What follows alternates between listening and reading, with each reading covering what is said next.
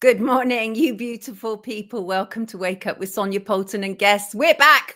We are back. Absolutely, we are. How are you all today? I hope you are well. It is Monday, the 28th of July, 2025. It is exactly 9 a.m. British.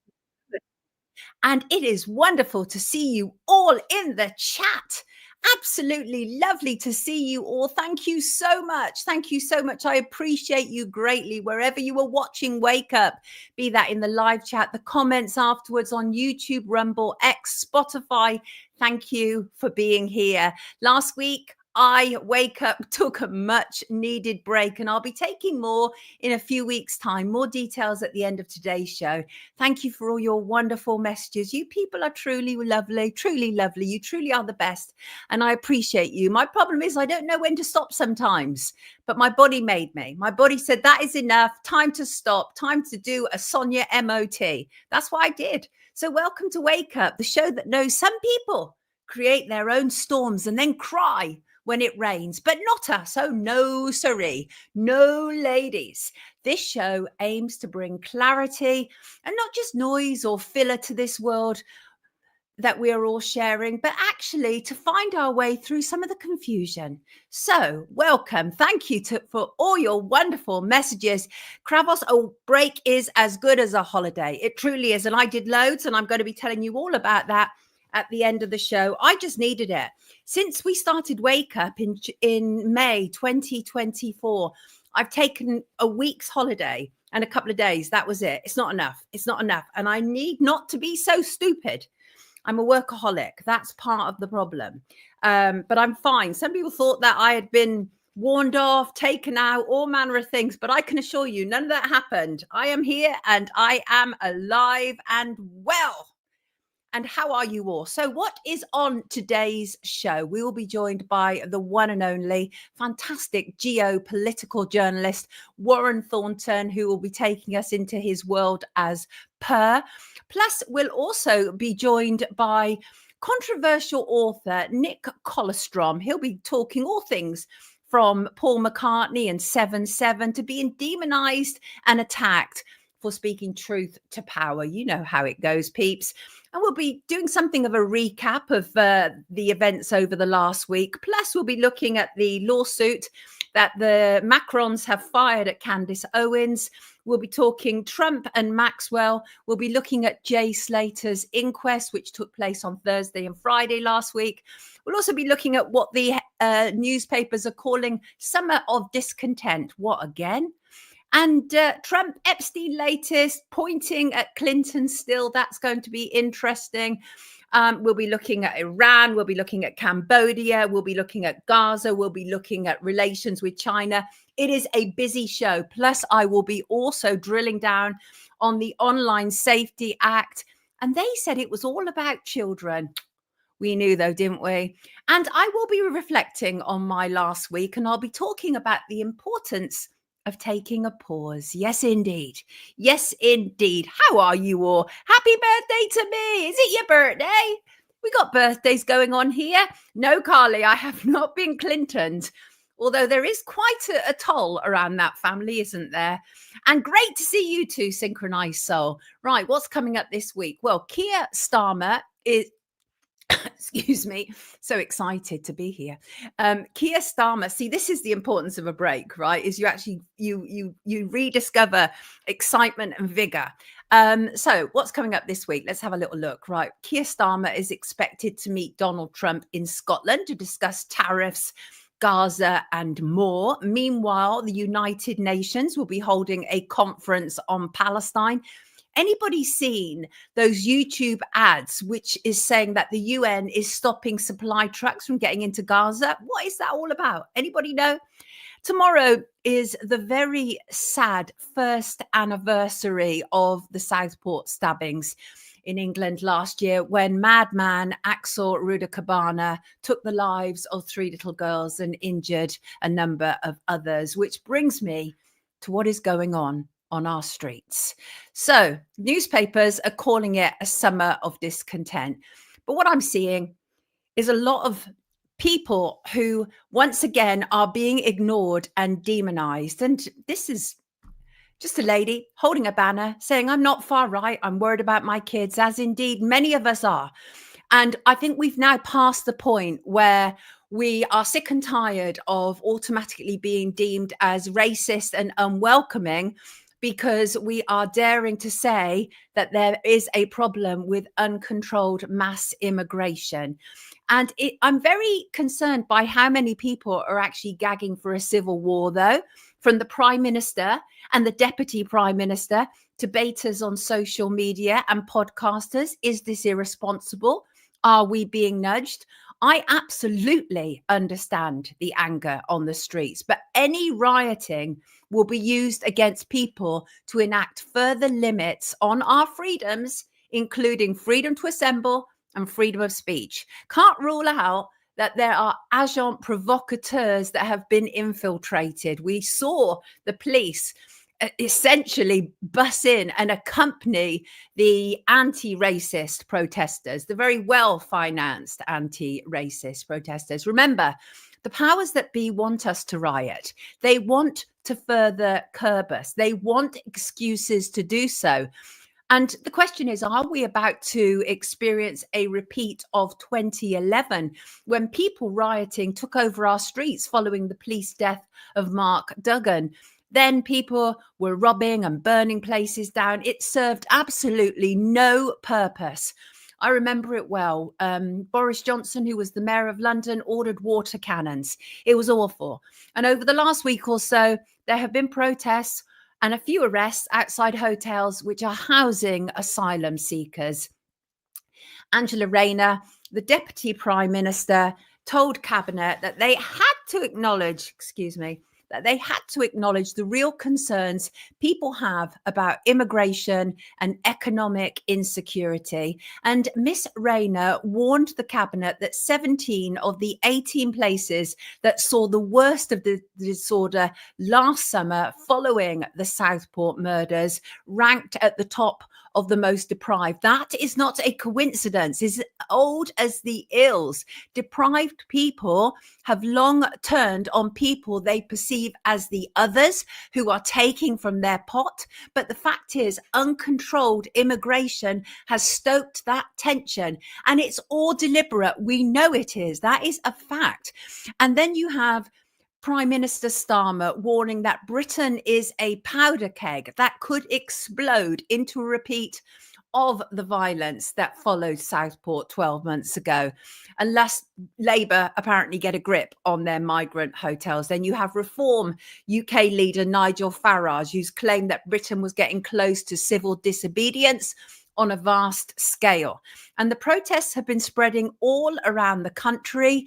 In Norfolk, South Norfolk Council opposed plans to change the use of one hotel to single adult male migrants, saying it only learned about it in a brief email from Whitehall last week. Whitehall is central government. These orders are coming from central government. The local authority argued that families at the hotels have become part of the local community, and replacing them with single men could see tensions boil over, as it has in other parts of the country. Of course, absolutely, it's ridiculous and troubling. Absolutely troubling. And then the fact is, politicians simply are not listening. They're not listening because it's part of an agenda, and we know it. People have genuine concerns. The protests that took place in Epping in Essex and continued again yesterday and centered around the Bell Hotel followed Ethiopian resident Hadush Kebatu, 38, being charged with sex attacks on schoolgirls. This is very much a reality that people are dealing with. Kebatu has denied the charges when he appeared at Chelmsford Magistrates Court last week. And there have been problems at some of these protests. One example, on Thursday, 8 police officers were injured. And protests have continued to take place in the days since. As I said, they were again back in Epping yesterday. And the leader of Epping Forest District Council says he has some serious concerns about Tommy Robinson turning up. He says, if we see another example of what happened on Thursday evening, we really have got to get this back under control. He said that Tommy Robinson was not welcome and should stay away. And he added, what we want is the Home Office to act sensibly, recognise that this hotel is in the wrong location for this type of use and close it as quickly as possible. So far, I think I did a little tally this morning. 10 people have been charged in relation to the so-called riots. They're not really riots, including a 17-year-old. And 2 people have been charged with violent disorder. They may be adding more to that this week. And Chief Superintendent Simon Aslow said what we've seen in Epping over the last week is not protest, it's hooliganism. And the people responsible for it can expect to be held accountable. To those who seek to use social media to peddle untruths and lies about the incidents in Epping on Thursday and Sunday, you won't win. Well, part of the problem has also been the police response. And it's the same thing that we saw last year from Keir Starmer and also the head of the Metropolitan Police, Mark Rowley, is that they seek to demonise people. People need to be heard. People need to be listened to and not demonized, because you know where this is all going, peeps, right? I don't need to tell you. Digital ID to deal with immigration. It's on the table. We knew it would be. Paul War, MP, he said that digital ID would stop illegal migrants working in bogus barber shops and fake vape shops. And then you have Polly Toynbee at The Guardian saying that digital ID cards would be good for Britain and a secret weapon for Labour against reform. Who cares? Who cares? You're an idiot, Polly Toynbee, and you always have been. I loathe her. She's literally the epitome of champagne socialism. She pontificates from the pages of The Guardian, as she has done for decades. And she is so extremely out of touch, except for with her dinner parties, no doubt. But she's not one of us. She's one of them, and calling for digital ID. And that's what it's all been about. That's what it's all been about. And we know it, don't we? We absolutely know it. Well, this is interesting, of course.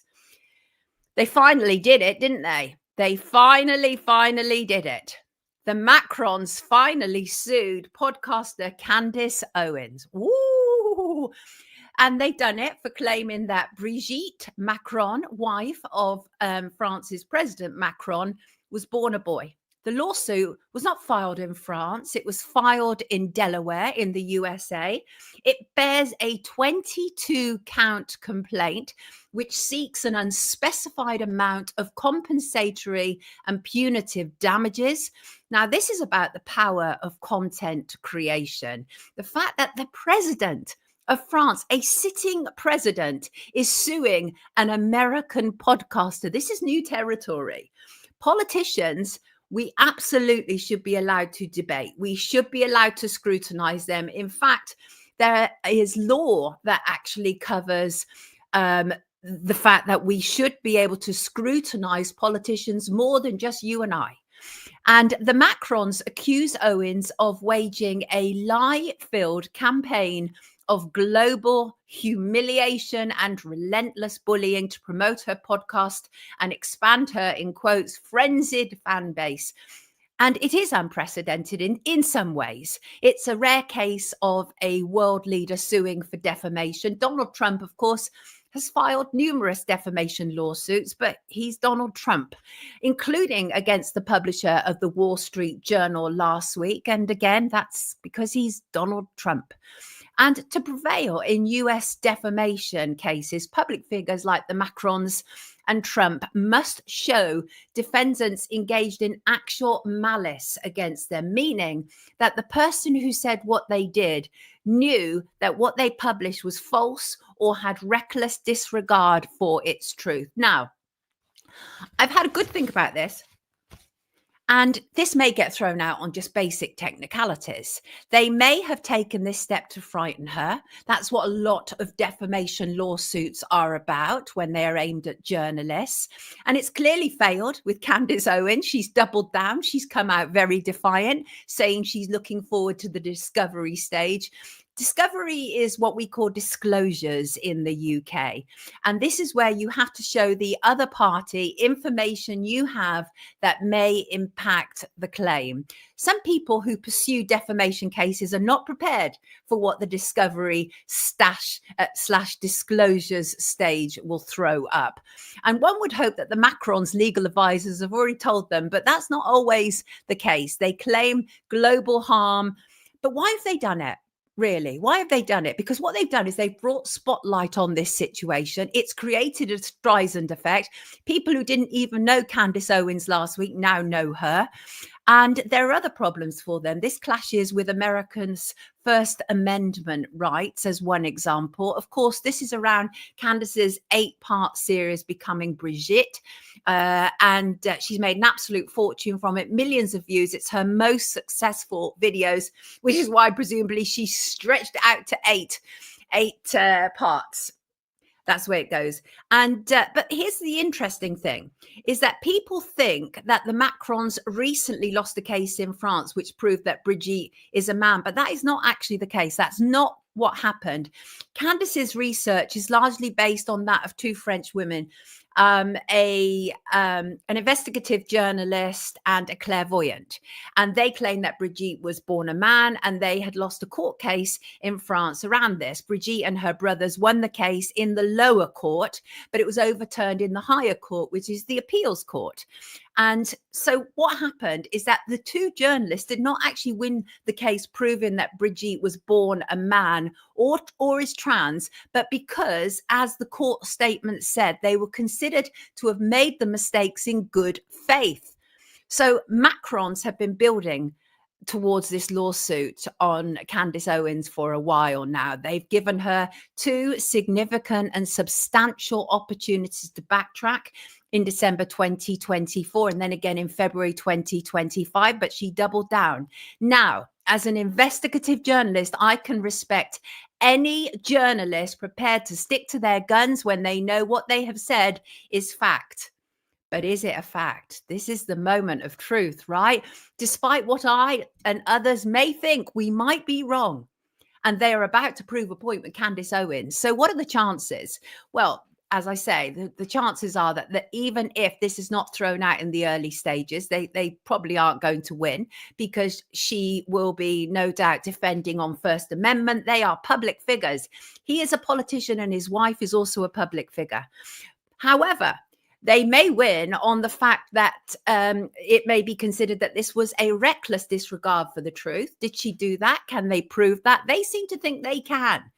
They say that they have supplied her with substantial information. They claim that all the statements she made are false. They can prove it, and they can prove that she had information in her possession to prove that what she was saying was malicious and a reckless disregard for the truth. Of course, we are allowed opinion in America and in the UK in defamation law, but Candace is very clear. She states this as fact. This is not about opinion.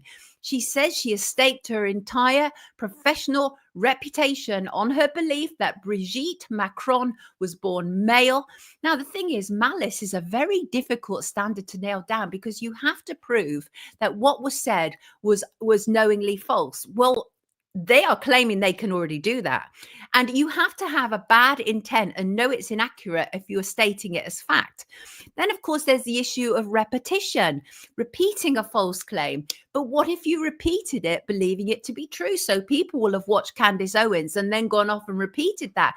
Will they then be held responsible? I suggest probably not, even though repetition is no defense, certainly in British defamation.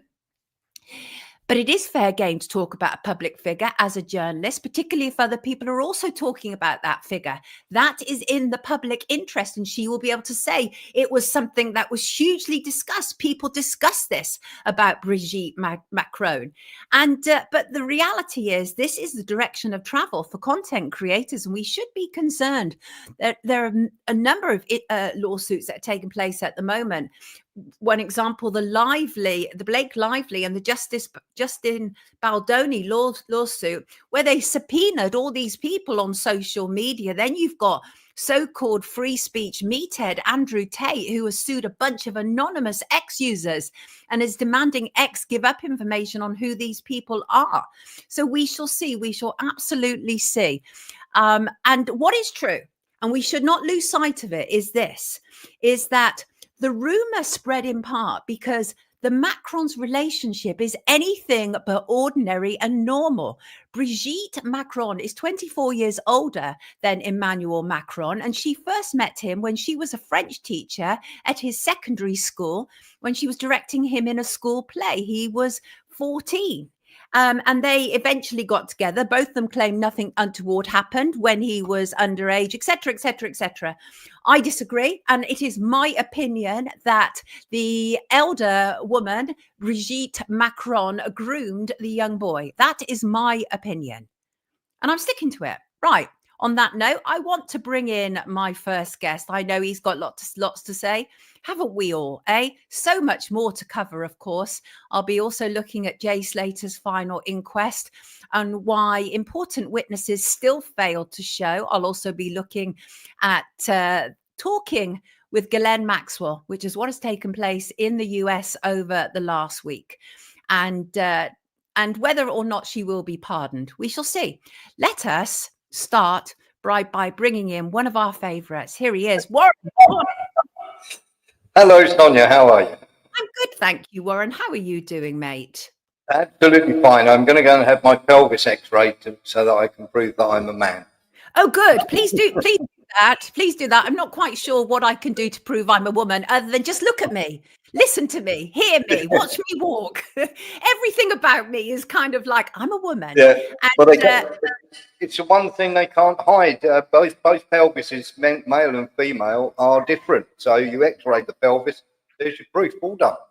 Well, I think this is going to get very interesting, of course, because there is also the issue about, in terms of Michelle Obama. These are not new rumors. We've heard this a lot. And I think that now is the time where we're going to start tackling them head on and finding out what's really going on, which is absolutely great. So wonderful to have you with us, Warren.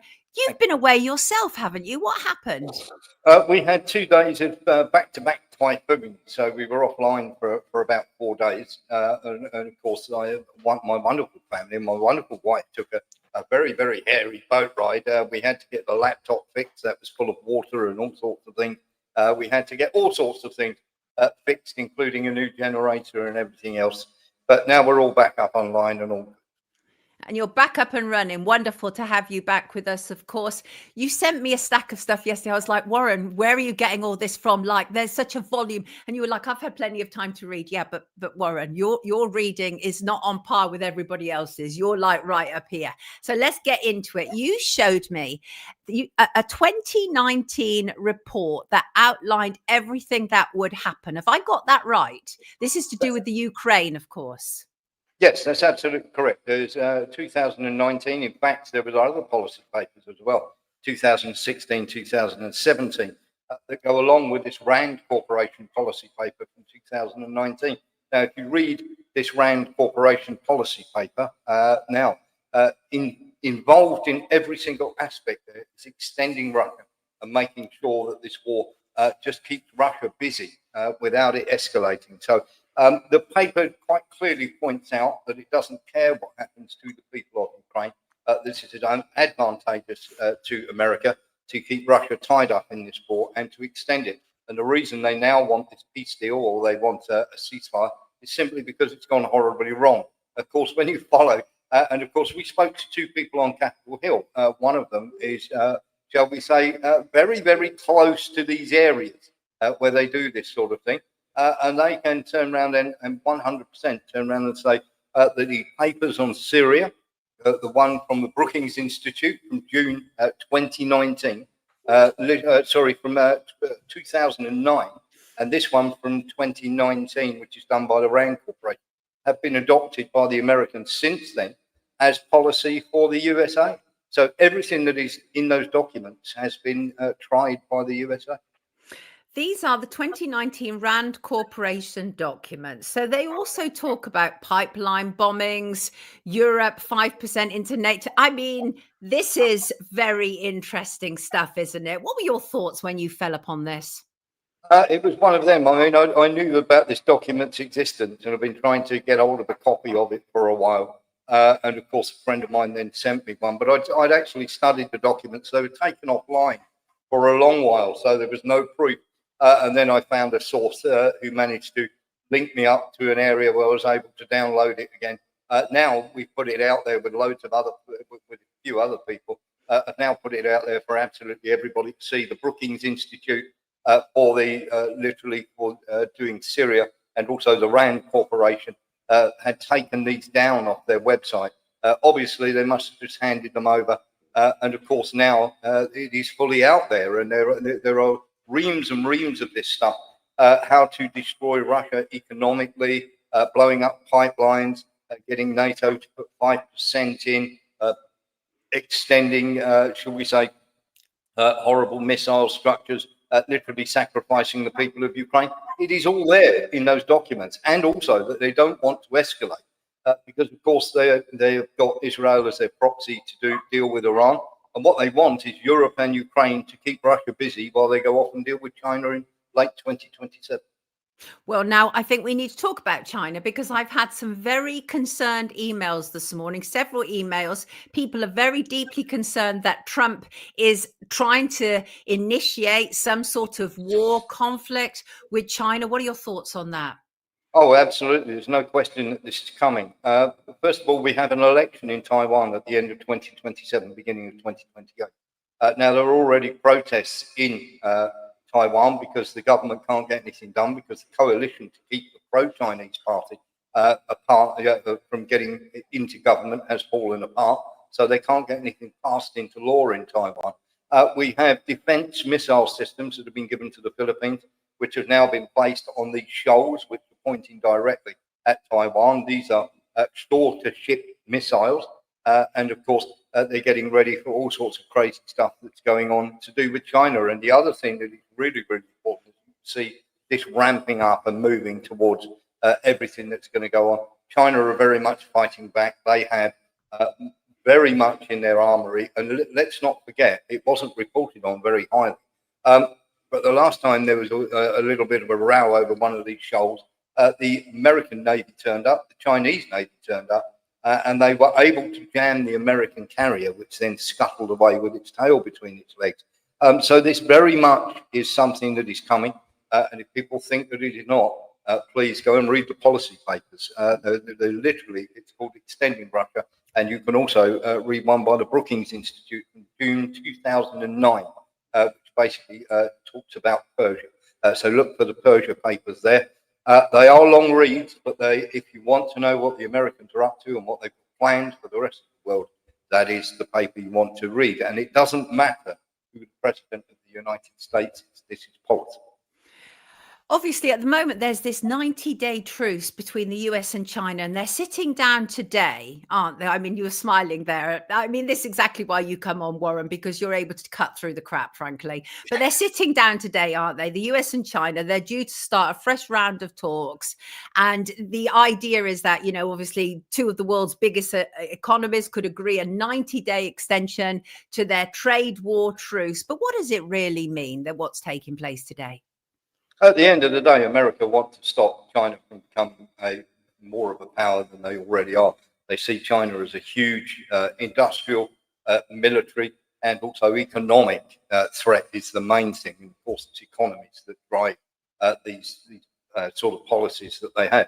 Now, please, let's not forget that the Philippines, Marcos Jr. has just been to see Donald Trump. He has taken 1% off of their tariff bill. We've dropped it down from 20 to 19. And of course, what's going to happen there? The Philippines have turned around and said that they will help out militarily in any way they can. Japan have just given America 500 billion. That's to keep them out of the war. And of course, Australia have pledged their support for any war. And so Great Britain, they're quite willing to go to war over Taiwan. That's Keir Starmer doing that. And this is all being lined up. This is all, how can I put this? Getting ready for this conflict that is going to come up. And the same thing with Russia. The whole idea is to keep Russia busy. They didn't expect it to go as wrong as it did. They thought the economic sanctions and everything else were very, very high and that they could actually put a stop to it. and that Russia wouldn't quite have the military. And if you go and look, there are actually graphs in this paper which say about maritime, about the land, everything else. And if you look through them, it will tell you what the risk is, what the probability of success is. So these people don't care how many people die. They just care about what tactic will work for them to be able to carry on the hegemony that they currently enjoy.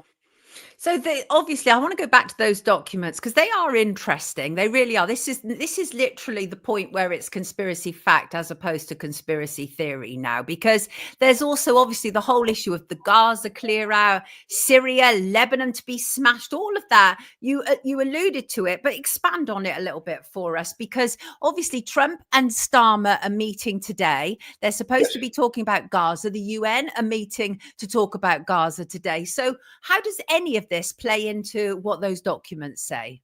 Well, it's pretty much of the same thing. Anybody who's read the Abrams Accords, if you go and read them, it basically gives Israel carte blanche to do whatever the hell they like in the Middle East, including expanding and moving people out of areas and everything else. So Palestine or Gaza or West Bank, this is all going to be part of the greater Israel project. They're going back to Iran, of course. They'll be returning to Iran, and we'll get to that a little bit later towards the end of what I'm looking into. But of course, all these policy papers that they are following them to the letter, and this means attacking economically. And we're not talking about just one guy's opinion. We're talking about a $17 million project where all these think tank people get together and they put all their ideas down on paper. They research everything thoroughly. And then they give this document to the government because they're a corporation, and because they're how can I put this? They don't fear anybody. They feel it's quite okay to publish this stuff openly. I mean, it's kind of mind-boggling in some respects. I took the last week off and I really wanted to step back away from it all, because it becomes quite overbearing and oppressive, doesn't it, when you deal with this horrible information day in, day out. And then I took a proper digital detox for 4/5 days. It was phenomenal. And I came back online and I'm like, what has actually changed? What is that? So we're hearing obviously about the issues to do with Cambodia as one example. Trump's big trip, golfing, apparently, lots of protests taking place in Scotland, Parliament in recess, Angela Rayner talking about how, there's a problem now with the migrant riots, etc. But from your position as a geopolitical journalist, does the world ever actually move on from this, Warren? Because it seems like we've been stuck in a very similar groove for a very long time. Only when they achieve their goals. And let's not forget, these people think in terms of decades, not in weeks, months, and years. So the problem that we have, and of course, we've got Trump saying, peace with Cambodia and Thailand. Well, the Malaysian foreign minister has actually turned around and said they sorted it out themselves. But Trump is pretty desperate to get the Nobel Peace Prize. Remember that they're trying to get a peace in Ukraine. And basically what they're trying to get the Russians to agree to is Minsk III. And the Russians aren't having any of it. We're in the middle at the moment of a battle for Pokrovsk. And of course, the Pokrovsk is one of these large cities that if it falls, of course, it's going to be a massive loss of prestige. And we know how much they liked the PR. The people who bought you literally Bakhmut, the disaster of Bakhmut in 2023, the catastrophe of Adiyivka in 2024, now present you the debacle of Pokrovsk in 2025. It's not going to get any better. There are 1,638 on average Ukrainians dying every day in this war. And this isn't me just saying this, isn't pro-Russian propaganda. The Ukraine ministry have actually turned around and said they lost 247,000 men in 6 months from desertion and also from being killed on the battlefield. Now, it doesn't matter whether they're killed or they desert. That is no longer, that is a soldier that you have lost. So they are losing, by one way or another, 1,600 people on average per day. If you take that 247,000 over the 151 days, it works out at about 1,600, which is exactly what we've been saying that the losses are. And the Russians have just handed back 3,000 Ukrainian bodies. We haven't been told the Russian ones that have been handed back because they are so little. It's unbearable to think about. Obviously, when Trump came into power in January of this year, he said, that's it. We're going to stop the wars. It's all going to end. And obviously, we're now heading into August, the 8th month of the year. And that hasn't happened. What is this man's role in all of this, Warren? It is just a figurehead. At the end of the day, the policy will be carried out. Lindsey Graham is pretty much installed himself as the head of foreign policy. You would have heard, which I thought was quite hilarious, about Zelensky, of course, getting rid of his anti-corruption unit and taking it under the auspices of Ukraine. Well, this is just, should we say, this is about how corrupt you can be. And he's had a rap across the knuckles. He's going to have to backtrack on that. Ursula von der Leyen's been to see him. Lindsey Graham and the Western press have all been saying that Zelensky is finished. And this was a big wake-up call for Zelensky, because you can have your little amount of corruption money, but you don't take away the money from the big guys, people like Lindsey Graham and everything else. So America controlled this anti-corruption unit, which is nothing of the sort. It's a money laundering system to spread money around the world to various military industrial complexes and also into senators' pockets. And the trouble was, Zelensky basically wanted to dip into that by changing the rules and bringing it under Ukraine's control rather than America's. So is that why there has been a distancing from Zelensky over the last few weeks? Because you see it, don't you, in mainstream press? Like, it's so obvious there. They've gone from making him the hero of the hour to suddenly it's like it's over for him. So is that what's happened? Has the message gone out? He's over. Yeah, well, the message has gone out that don't mess about with our money. You get your whack, and you are happy with that. If you want to dip into anything else, you're going to find yourself out of office very, very quickly. Now, Zelensky, who is in the UK as the ambassador to the UK, he very simply is being put forward as the next successor. The Americans would like Klitschko. He was there at the protests, of course he was, and of course these organic protests were nothing of the sort. They tried to hide it for the first day by using ordinary cardboard and ordinary citizens. Then all of a sudden, Azov battalion guys, NGOs, European Union people, with all the made placards and everything else were out in the street in no time at all. So that lasted 24 hours trying to say it was an organic uprising. But of course it wasn't. And very simply, what we're going to have now is that's your warning. They may replace him. But of course, this has damaged Zelensky completely. Everybody's turned around and gone, oh, this is terrible, and this is that and the other. But this just goes to show you the level of corruption at the top in certain American circles, especially the military industrial complex and the people who are supported by that, and the corruption that flows through the EU. Let me read you some of the comments. They're coming in thick and fast, as you might imagine. Sam says, none of these politicians control the governments. They're controlled by entities hiding in the shadows. And I noted that, and I've forgotten his name, but there's one regular man that's always with Trump that was also with Biden. And apparently he lived next door to Jeffrey Epstein. And I've forgotten his name, but I think he's certainly part of the Zionist agenda. But that's as one example. Are they? I mean, I've always said this, that these people are just kind of like front people, but surely they have some say. They can't be entirely a front, Warren. They must have some say. No, none at all. What the policy is, it doesn't matter whether you're Obama, it doesn't matter whether you're Biden, it doesn't matter whether you're Clinton, it doesn't matter whether you're Trump. You have to remember that this is a global agenda. These are bankers and arms dealers. It's rather like the climate change. Climate change is worth 17 trillion a year, employs 3.6 million people. The arms industry in America alone is worth $2 trillion a year and employs over 2 million people. That's insane. Shug says they're openly corrupt and criminal and we do nothing. John says something very interesting here. And this is something that we've heard over and over again to do with Ukraine. And John, I'm assuming you're talking about Ukraine because John says, has anyone ever seen any evidence of this? As all I see when looking was video enhanced games of tank battles. Now it is true, isn't it? There is so little footage that has come out regarding Ukraine. Why do you think that is, Warren?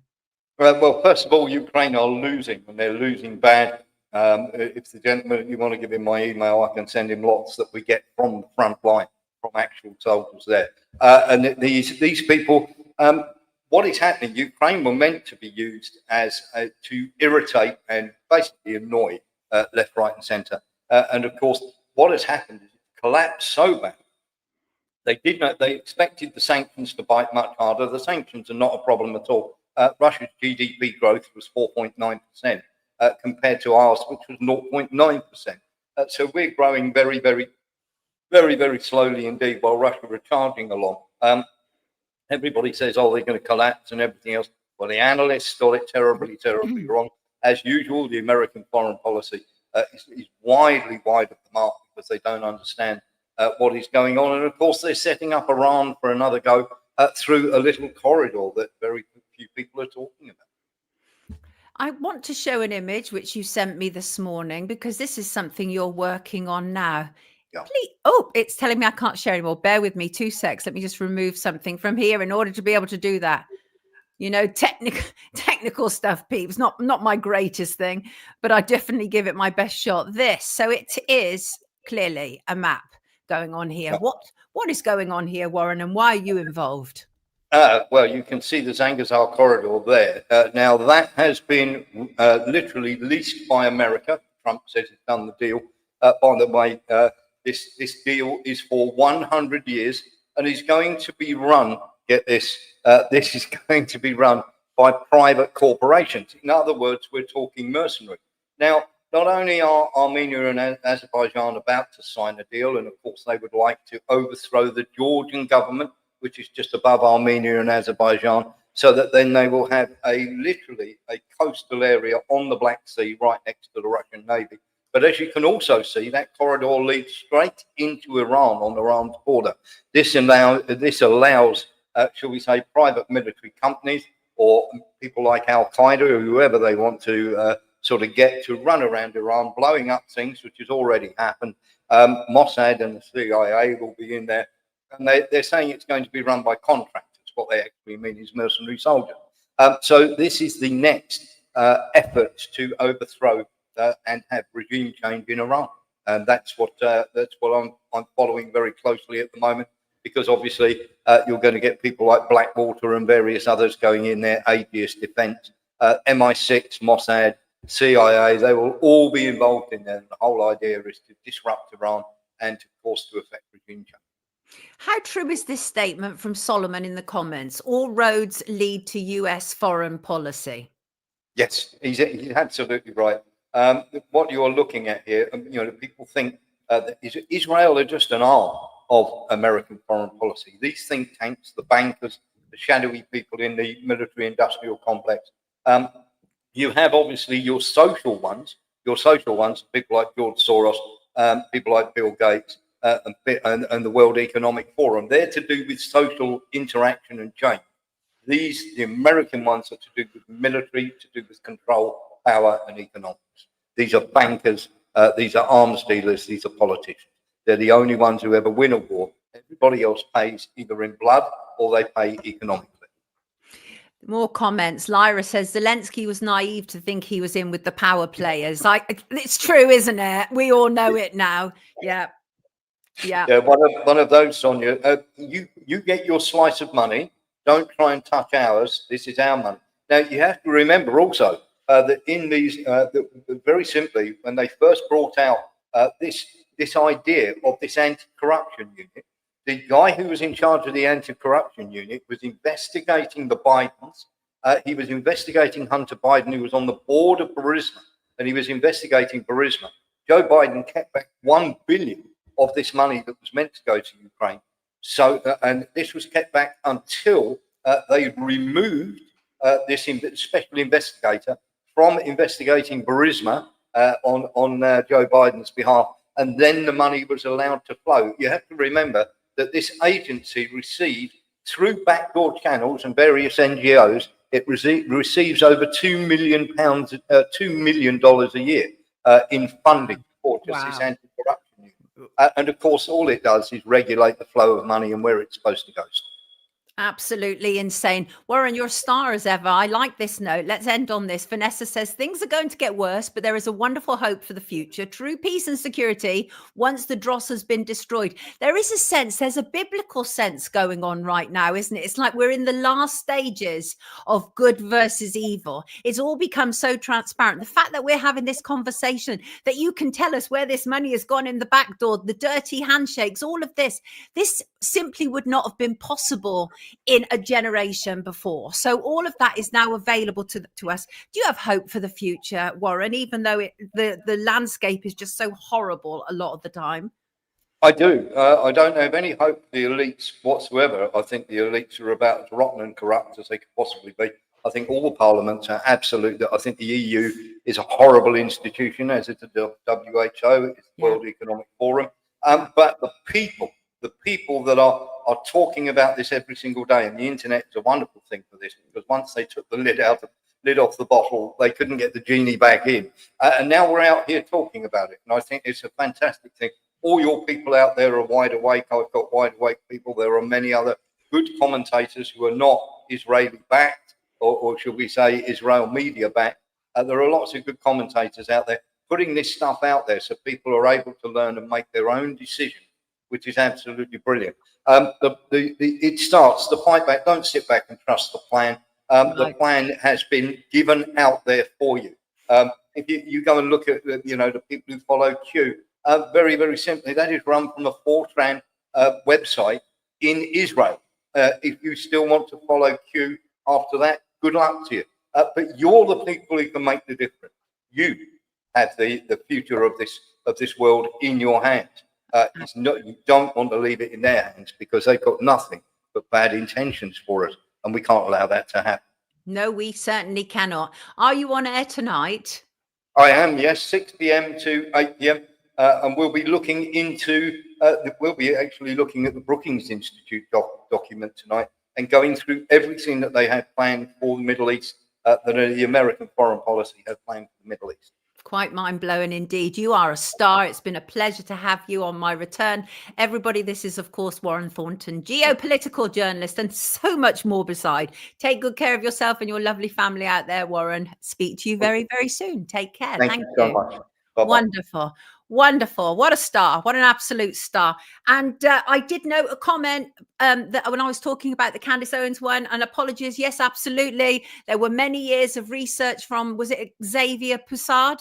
Absolutely. As well as obviously the clairvoyant and the investigative journalist. So it's built on all of that. But now it is the point, obviously, where the rubber is going to hit the road, and we will see what's going to come from that. So I did note that comment. Thank you. Thank you for pointing that out.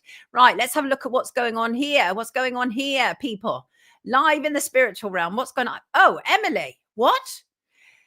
Emily has just been evicted. 20 years in my rental home. Single mum with 2 boys. No council house. Just a travel lodge room on the M4. Things are out of control. I can't find a home. Britain is screwed. Emily, that is horrendous.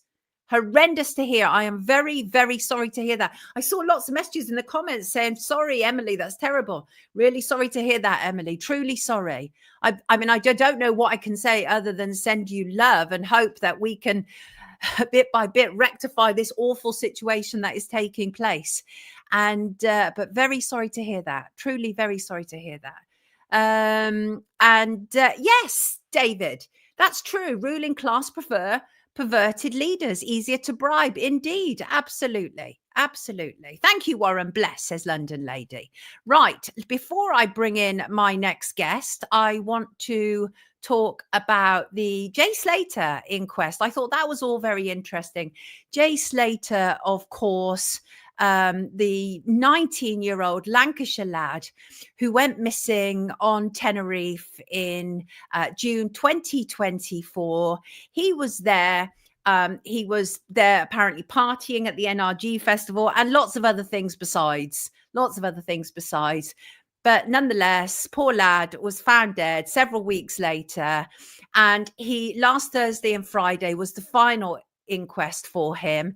The inquest originally began at Preston Coroner's Court in May. It was adjourned after a plea from his mum, Debbie Butler.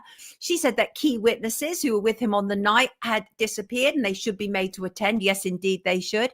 And some did finally appear on Thursday and Friday last week, but not all. More about that shortly. So the coroner, Dr. James Adderley, who has become something of a TV star and was also the coroner for missing Nicola Bulley, amongst other people, because he is the coroner for Lancashire. He ruled that J. Dean Slater died an accidental death without third-party influence after a fall in a particularly dangerous area that resulted in skull fractures and brain trauma that killed him instantly. And in some of Jay's final phone and Snapchat communications with his friends, he said he was in the middle of the mountains, he was in need of a drink, he attempted a 14-hour walk back to the apartment, he'd taken drugs and alcohol on a night out, he'd been at the NRG Music Festival with friends. He'd vanished the next morning after going with two men to an Airbnb in Masca, a village in the mountains, which was miles away from his holiday apartment. One of the last images to be released by the coroner was this, and unfortunately, you can't see it so clearly, but where it says Sonia Poulton and guest, there is actually an image of Jay. And in that front seat is Stephen Rockus. He's one of the witnesses who did not turn up, but Jay is in the back of that car. A huge search was launched for him, absolutely massive, when he was reported missing on June the 18th last year. His body was found by a mountain rescue team almost a month later. In the steep and frankly inaccessible Juan Lopez ravine. That was on July the 15th. The inquest heard his phone battery had died. He needed a drink but had no water as he set off on the walk back home. As temperatures grew, he left the road, ended up in the ravine where his body was found, having suffered severe head injuries from the fall. Concluding the 2-day inquest into his death, Dr. Adderley said Jay fell at a particularly dangerous area in difficult terrain. He fell approximately 20 to 25 meters, suffering skull fractures and brain trauma from which he would have died instantaneously. J. Dean Slater died an accidental death. This is a tragic death of a young man, and indeed it is, and there's still many unanswered questions. Some of the witnesses who appeared was Lucy Law. She appeared by video link. She said that she didn't feel safe being at the actual inquest. Ayub Qasim, one of the men who had gone back to the Airbnb with Jay, also appeared. But two men were missing, Brandon Hodgson and Stephen Rockus, who were with Jay before he went missing. They did not show up as witnesses and couldn't be traced, apparently. Lucy Law, who had known Jay for about 6 years, was the last person to speak to him on the phone. She told the inquest at about 2 a.m. British summertime on the day of his disappearance, Jay left her and her friends who had been together on the dance floor of a club. They then tried to find him. When she eventually saw him, she told them they had been worried about him, but he just found the situation funny, apparently. She said she thought it was a joke until her friend said he was more serious when he was then missing. And then, of course, she launched the infamous GoFundMe, which many people knew there were big problems with the GoFundMe, big problems, and people knew that we weren't being told the straight up truth. The last phone call with Jay lasted just 22 seconds, cut off suddenly. The hearing heard it was possible that he had such low battery levels. The last point that he had said about his battery levels, he had like 1% left on his phone. So obviously, presumably, his phone battery died. But the coroner doesn't seem to think that there is any more questions to be asked about this. And lots of people disagree. And CRF Network wants to know, did his past lifestyle resurface? Some people find it hard to change their ways. Well, we know that he was involved with the brutal attack on a young man, a sort of gang attack on young men. On top of that, he talked about stealing a Rolex watch on the night that he disappeared. I don't think they were just there to party and holiday. Lucy Law and Ayab Qasim seem to be there an awful lot. They are all very much involved in the scene out there. I probably don't need to tell you what the scene out there is. And this was very sadly his first sort of lad's holiday away from home. He was still young. As a person, who wants to be around, a thief, a violent thief? No one wants to be around that person. I don't know his background. I would imagine that there were problems in his background because his mum also came out giving really weird statements at the time of his disappearance. And she was acting odd, but I never believed that she was covering up. Some people thought at the time that he was in hiding in order to be able to raise money on the GoFundMe. I didn't believe that. And I interviewed the wonderful Peter Hyatt, who's now sadly left, a statement analyst, about the Jay Slater case last August. And Peter had lots to say about Jay's mum, but really in terms of Jay's mum knew what her son was like, knew that he was kind of like a bit rotten at times, frankly, to say the least. But he's dead, and it feels so premature and so sad because he was still young. He was still young, and people can change. I had a very difficult childhood, and my teen years were difficult, and I was troubled.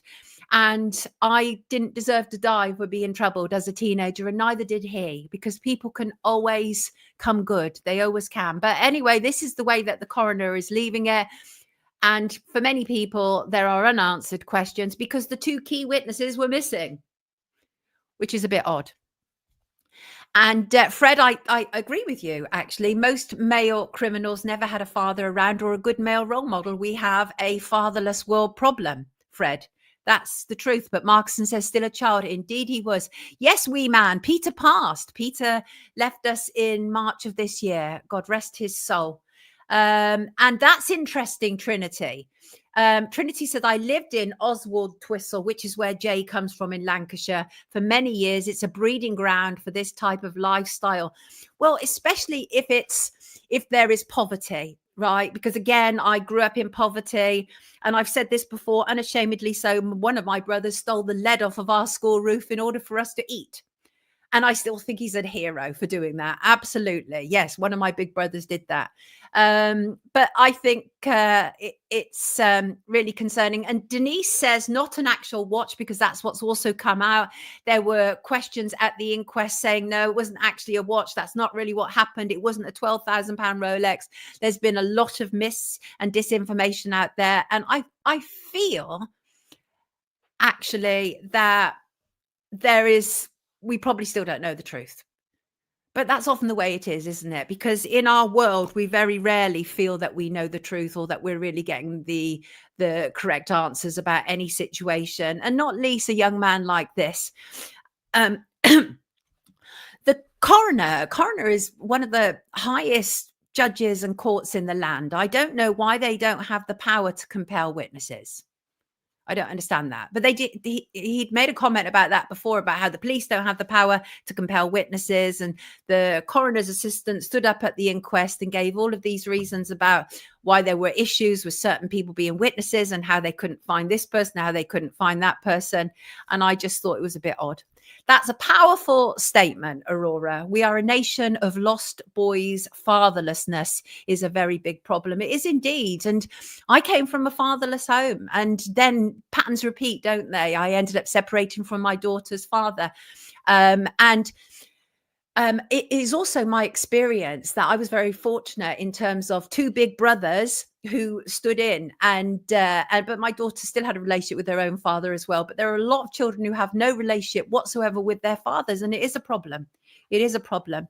And M&J says the court system is broken, all by design, I think. I think so too. Indeed, I do.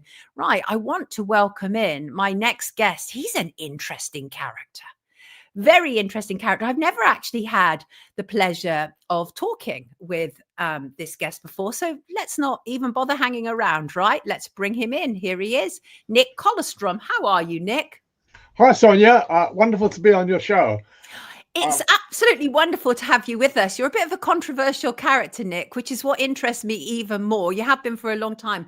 I always find it's quite instructive. Well, I don't mean to be controversial, Sonia. I mean, I just see things from a slightly different point of view, that's all. And it's great. I get called controversial, but what I was just going to say, I think it's always interesting to look at someone's Wikipedia entry, because that is what the establishment wants you to believe about that person, right? Absolutely. And you are demonized to hell and back in your Wikipedia entry. I don't know if you've seen it, but it talks about you in all manner of demeaning terms, and you have been demonized. No, I'm a nice guy, really. You know. I believe you. I believe you. Why do you think you've been demonized so much, Nick?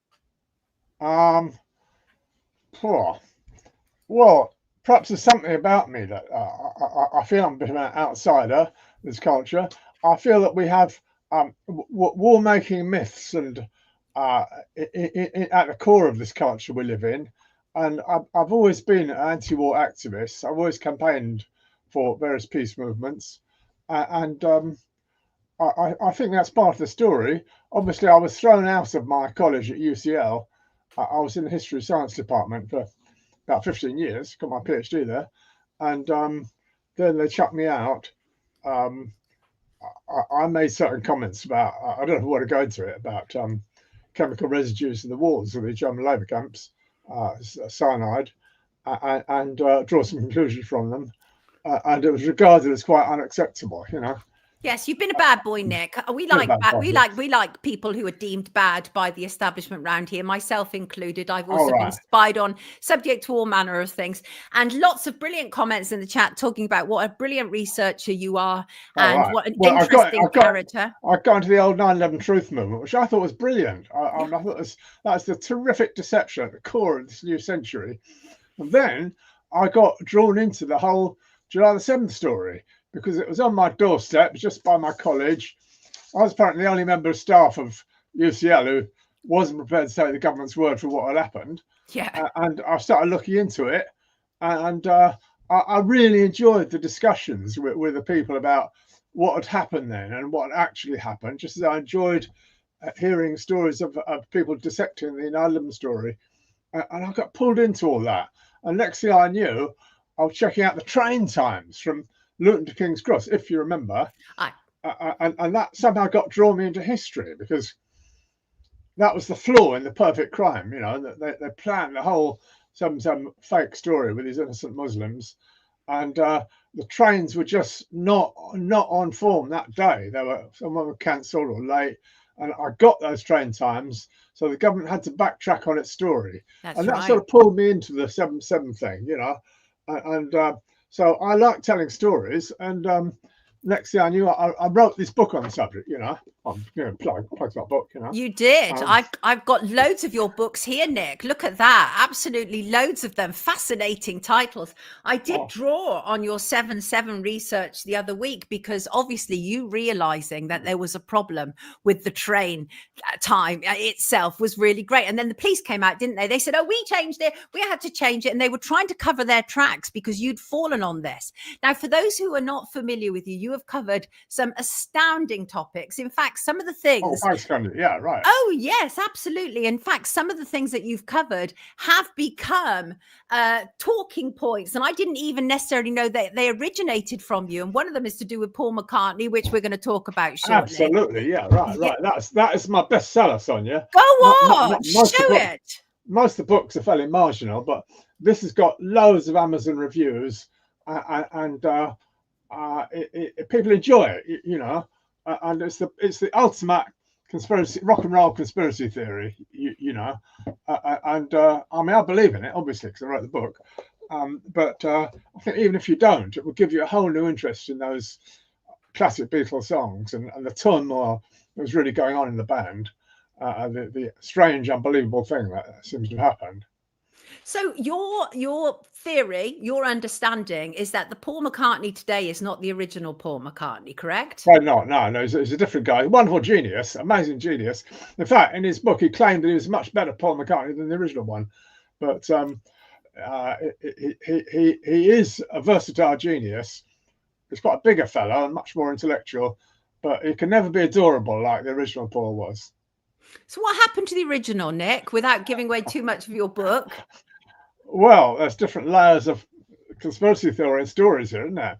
I mean, the classic story is that he drove too fast in his Aston Martin car and he had a crash. He was age 24, and Brian Epstein had to keep the show going because it was such a massive industry for Britain.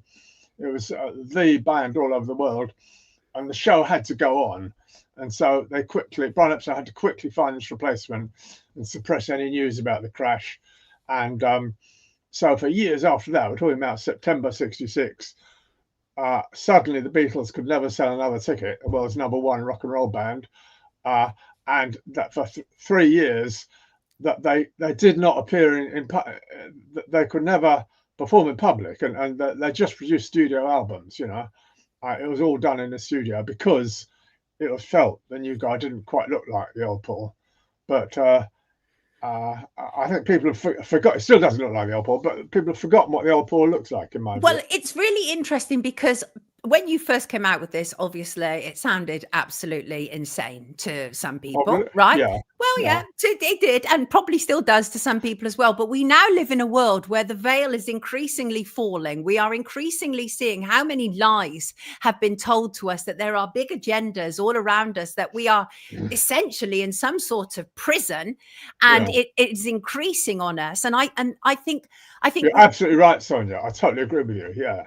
We're in different times. And I think where your strength is you bring such richness of experience to the table. You are a historian, but you also understand astronomy as one example, right? So you have a sort of understanding about our world, about nature, about, seasons, about tides, all of these things. But you also understand the British establishment and the problems that are inherent with it, including the royal family.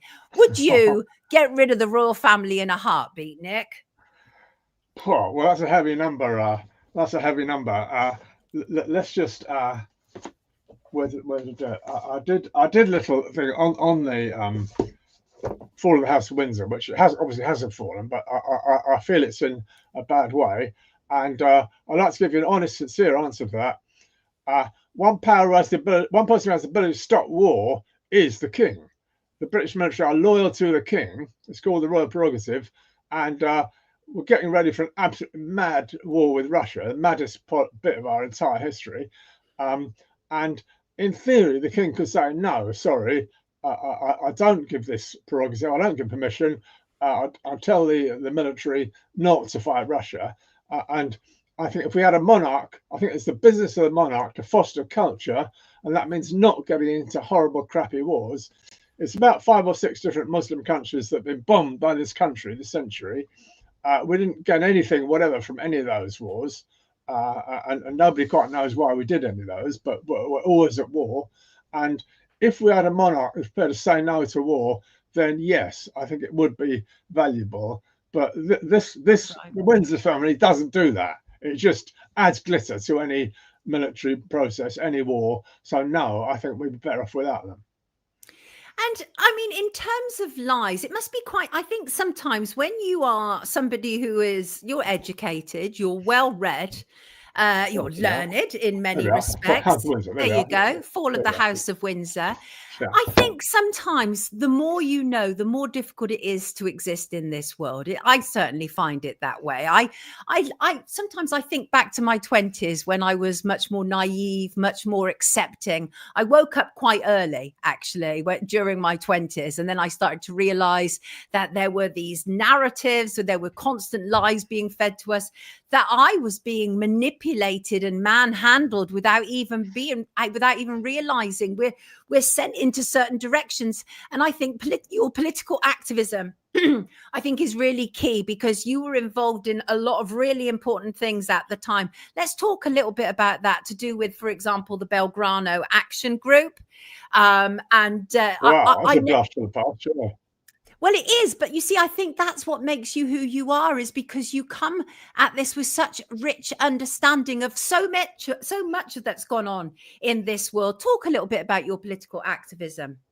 Oh, okay. Well, if I remember, Margaret Thatcher precipitated this Falklands War to get her re-elected. She became the Iron Lady, and the Argentinians didn't really want this war. It was about an old battleship, the Belgrano, wasn't it? It was sailing away from the exclusion zone, trying to go home, when it was sunk. And it was sunk in order to prevent a peace offer breaking out, which has more or less been negotiated between Argentina and Peru and whatever, and there's some British guy there, and it was all agreed for a peace to break out.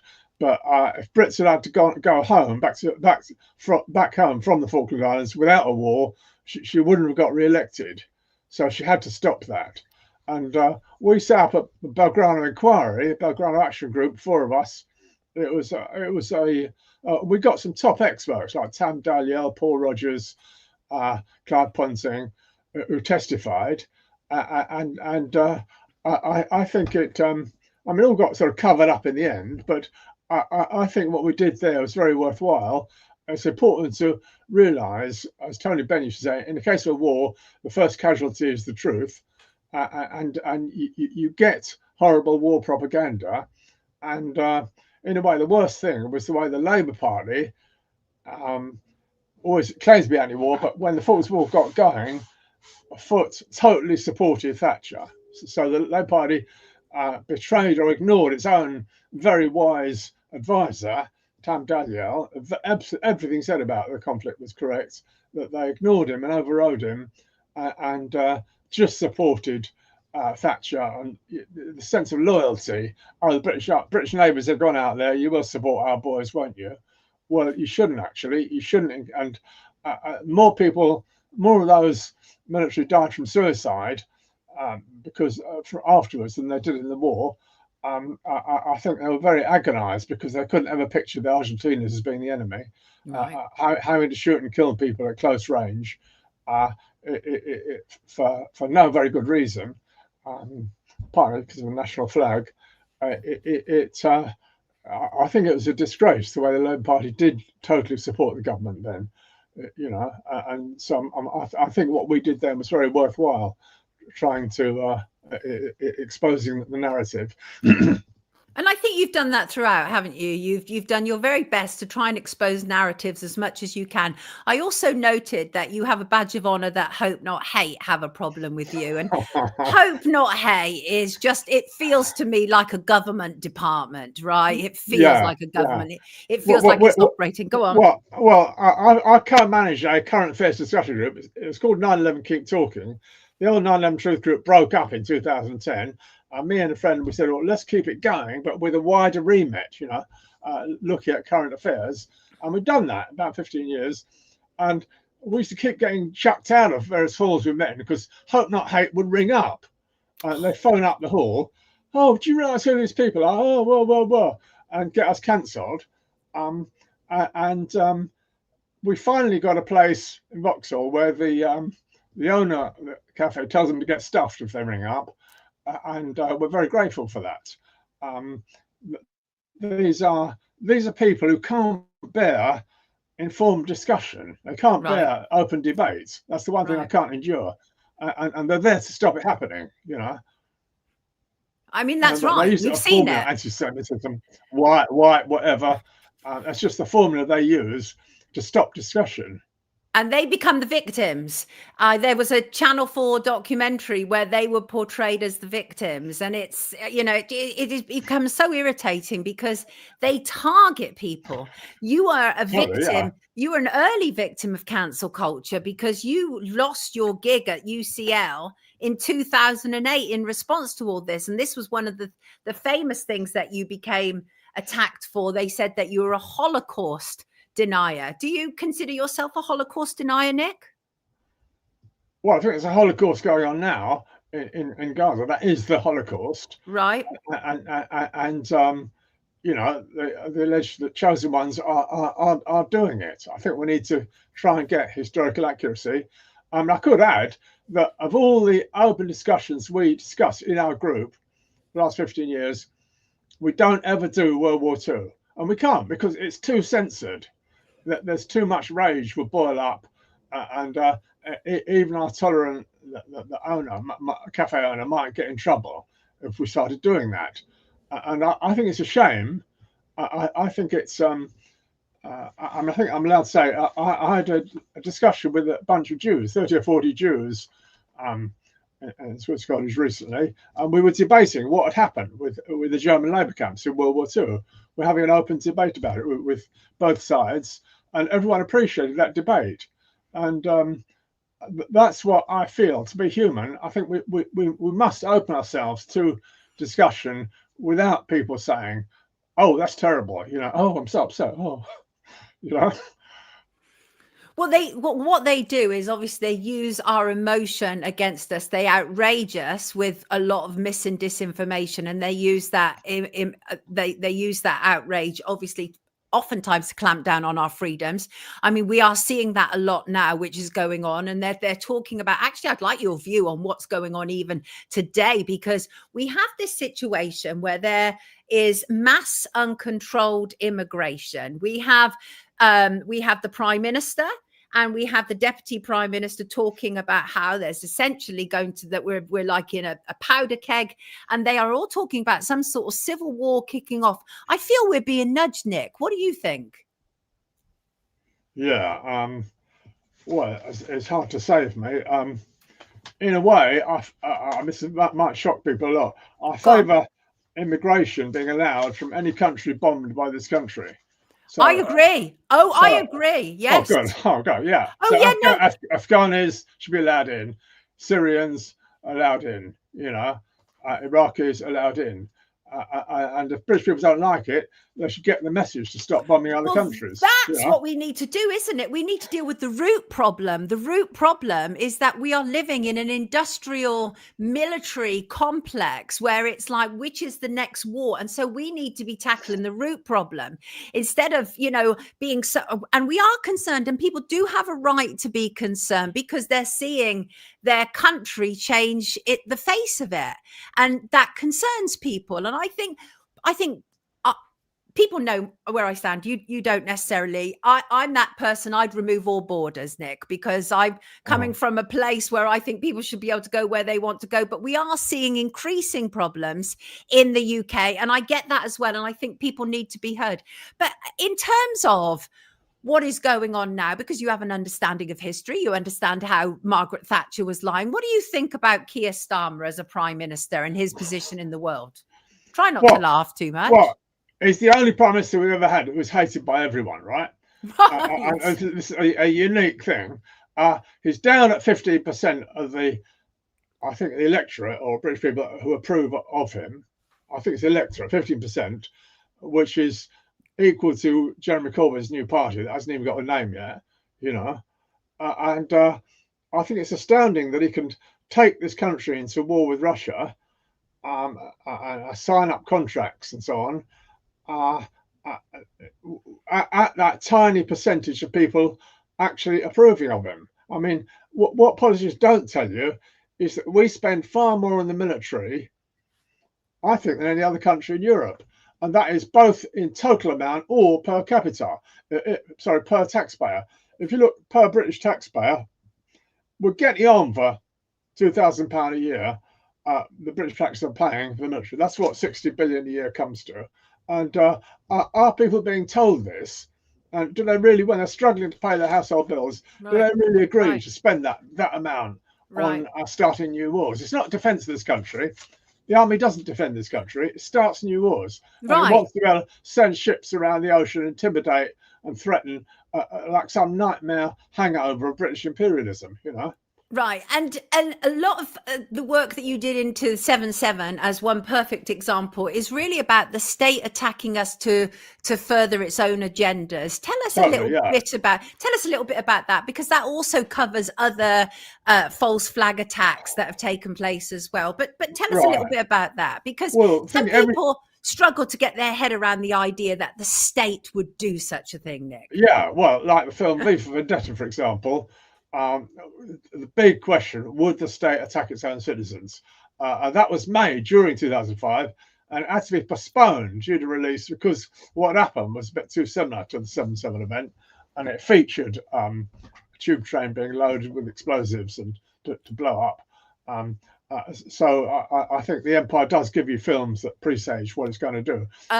Primes us. Because people said that there was a BBC documentary, wasn't there, a year before as well, that people pointed out to me as well. So we were all being primed, weren't we, in some way? But to answer your question more generally, every citizen needs to understand the way the state or the empire, who we think is doing it, builds up a new enemy so that the military can have its horrible, crappy wars. It's as if the politicians we have are controlled by the military or are sales representatives of the military, and nobody believed it. I remember just around the beginning of this century, David Icke said that Muslims would be the new enemy. Guess they would, and nobody believed it then, because we'd had the communists as the enemy all our life, been our Reds under the beds, and that's why we have to, have these wars. And then with 9/11, you've got this quite new enemy, which had been gestated in the 90s, but it really appeared with 9/11, and that then manifested in the big fabricated terror events of Europe. And people do need to understand terrific sequence has gone on. The Manchester Arena event with Rio Grande in 2017, that was the last big fabricated terror event blamed on Muslims. Okay, and it started in 2004 in Spain with Madrid. There was a Madrid bombing, and we have this dreadful sequence goes through. After Madrid, a year after, was the London bombing 7/7. And so the beginning of the terrific, this is the main theatrical art form of this 21st century, these huge mega fake terror events. They had real deaths and real blood at the start. So let me emphasize that with the July 7th, there's no question something like 52 people really died, right, in a gruesome manner. Right. Okay, so the deaths was real, but the story was bogus, and that has been the key thing starting off this century. And the difficult question is that faces everyone: who is doing this, and why would they want to do it? Correct. That is the question, really. And without answering that quite difficult question, we see the big transition around 2012 when they realise they can just use actors and dummies, and that's what happens. You get fake blood and terrific rehearsals of theatrical events with fake victims, but it's still got the same demonized enemy image, because it's Muslim countries. That is the agenda: Muslim countries which need to be bombed and attacked. But why? But why? Why, indeed, why? Yeah. Well, you could say the empire has to have an enemy, and communists had faded away. America has to explain why it's got 800 military bases all around the world, and the war on terror turned out to be an adequate answer. It's a completely mad concept, the war on terror, but that turned out to be an answer after the communists weren't there anymore, and the Muslims would do as the enemy. I mean, you could ask the politicians, why do they want to bomb Muslim countries? Well, I mean, you could say, if you want to be cynical, well, Israel is controlling us all. Well, I did recently. I did a 2-hour live investigation about how the UK have been infiltrated and how the all-powerful, all-conquering Israel is handling the US administration, UK Parliament, because the reality is Friends of Israel, as one example, has its feet in almost every political camp. Most politicians, they do huge, and a huge amount of money is exchanging hands as well. I think it should be illegal, that level of lobbying. And so I absolutely believe that the British Parliament is captured by Israel. Yeah, I think we should, every MP, we should have a list of them all. Are they friends of Israel? Are they Freemasons? And just to see, do they have any hidden or secret influence controlling them? What we need to have MPs who are independent and not getting paid by any hidden agency like this, so they can act on their own. Perhaps that's Yes. Let me read you some of the comments here. Lyra says terror is nebulous concept. You can never beat it and it is endless. I mean, that's true, isn't it? I mean, that is a reality. And Solomon says... terror comes from the RAF, the Royal Air Force, right, doing what it always does in an extremely cowardly manner, bombing people who can't defend themselves. That is the source of terror, right? Mark reminds me of Operation Gladio. We've talked about Operation Gladio around here. I presume you're familiar with it, Nick? Oh, that's so important, Sonia. Yeah, in the last century, state fabricated terror was Operation Gladio because NATO reckoned that European countries were not sufficiently scared of communism, and they were required to accept a whole lot of cruise missiles and stuff. So to get a proper fear of communism, that they got the dreadful Gladio operations going. So this is like the dark underside of NATO, which creates the terror events, which it then claims to be protecting us against. This is part of the core nightmare of the world we're living in, that the people who claim to be protecting you are actually devising the terror plots. And that's what happened with Gladio. Jan says this is about control. How much of it is about controlling us, Nick? Well, we don't have sovereignty, do we? If we're going to wars and spending money, once you're on a war footing, then you can't properly examine or hear or listen to your government. They'll always claim powers that they can't. Things have to be secret. They can't explain it to you. And why is all your tax money going off to war instead of all the things you'd hoped all your life it could be spent on? It's a lack of sovereignty. So it's partly that you've got no good, useless politicians without the faintest clue how to improve your life who want control of you. And if they can get you frightened of some enemy, then they can do that. That is exactly what we don't need, exactly yes. what we don't want to happen. Yeah, they want to make us terrified. This is interesting. Mel says no one mentions the Jesuits. Do you mention the Jesuits, Nick? Not really, no. I've never been that convinced by the Jesuits as part of the sort of Illuminati controlling the world. Got you. Let me have a look at this. National borders are the only obstacle to globalist hegemony. I mean, I hear that, Aurora. I do. I think there are issues. What else is there?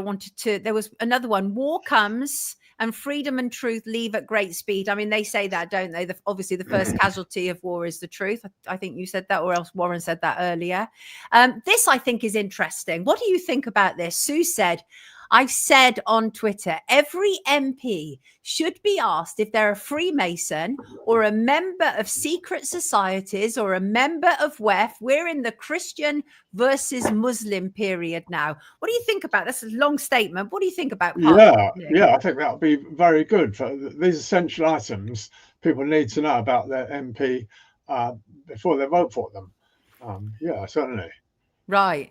And Nikki, I haven't conveniently missed your question. I just don't think it's relevant. Nikki is asking about child brides. Are we to accept their laws like child marriages in this free world and open borders? I mean, is that even something Nick can answer? Is that something that you can answer, Nick? Because Nikki seems to think we deliberately missed her question. No, we didn't, Nikki. I've just come back to it. Nick, what do you think about that? Of course, we shouldn't accept child brides, right? Right. Yeah. Right. Yeah. I think that's a Muslim issue, isn't it? That we don't really want in this country. Yeah. Right. Gaslighting Gilligan said, no, we don't. I don't want that. And I don't want Sharia law either, which apparently the government are advertising a work position for. No, I don't want any of that. Gaslighting Gilligan said the Northern Ireland Troubles were a British Operation Gladio. What do you think to that, Nick? Well, I think there were. My friend Dave Shaler used to talk about that and explain it because he was in MI5. But I've never understood the Irish issue that well. May I perhaps say, if I may just come back to the Islamic menace story. Yes. My friend Richard D. Hall, who's a top British paranormal journalist, I don't know if you follow him at all, Sonia, but he did a terrific lot of work about the whole Manchester Arena story. Yes. He interviewed and searched out people, exactly what a journalist should do, produced a really good thick book with a report of all these families, and he concluded that all of the deaths were fake. There are 22 deaths, and the whole thing was a huge psyop. He described it all in great detail, and he's now been prosecuted for alleged harassment.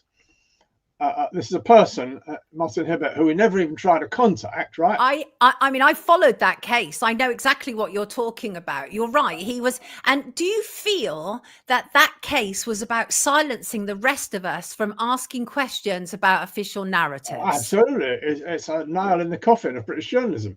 If a journalist is fined, we're talking about something like £200,000 for harassment, because Audley wrote one formal letter to this fellow who didn't reply, Martin Hibbert, and that was all. We never attempted to contact him.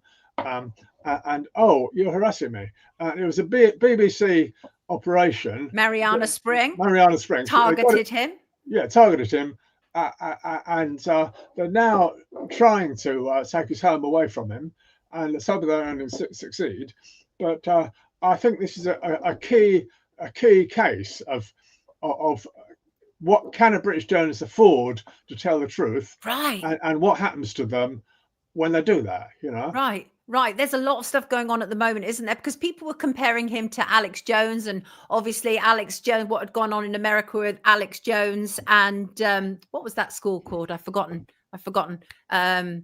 Remind me. But somebody. Sandy Hook. That was it. Sandy Hook, yeah. People were comparing it to that, but I'm in no doubt whatsoever. Well, Alex Jones wimped out of his story, backed down, and they still find him, so he shouldn't have done that. Is that the original Alex Jones, by the way? Because he looks completely different.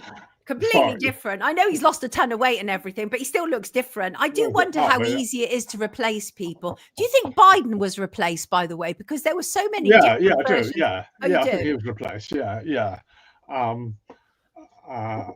It's hard to tell, isn't it? But a person has doubles. There are doubles. There certainly are. But it doesn't necessarily mean that it's been replaced. If you get somebody, you see a sign of some wearing a face mask, for example, that doesn't necessarily mean that Biden's been replaced. It means that he couldn't cope that day, and so they had to put up a double, So I would say that does happen. In my Paul McCartney book, I had to look at that story. I think top celebs will have doubles. Yes. And certainly for security reasons as well, if nothing else, definitely. And so, but Nick, listen, because you have covered such a huge area, but I want our last part of our conversation to be about the more kind of naturey, esoteric look at our world. And one of them is this thing that you do, and I think it's a regular thing you do annually, is lunar gardening, which I've never heard of before until I started looking into you, Mr. Colstrom. What is lunar gardening? Well, in my youth, Sonia, I worked on what's called a biodynamic farm founded by Royal Steiner, and they had this calendar. So they said, "Oh, you mustn't plant now. The moon isn't right." And I got intrigued by all that. This is way back in the 1970s, and so I did experiments and stuff, and I tried to look at this calendar they were using, and so I produced. I don't do it anymore. It's finished now. Fulsham's kind of terminated my contract. Then I gave it to someone else.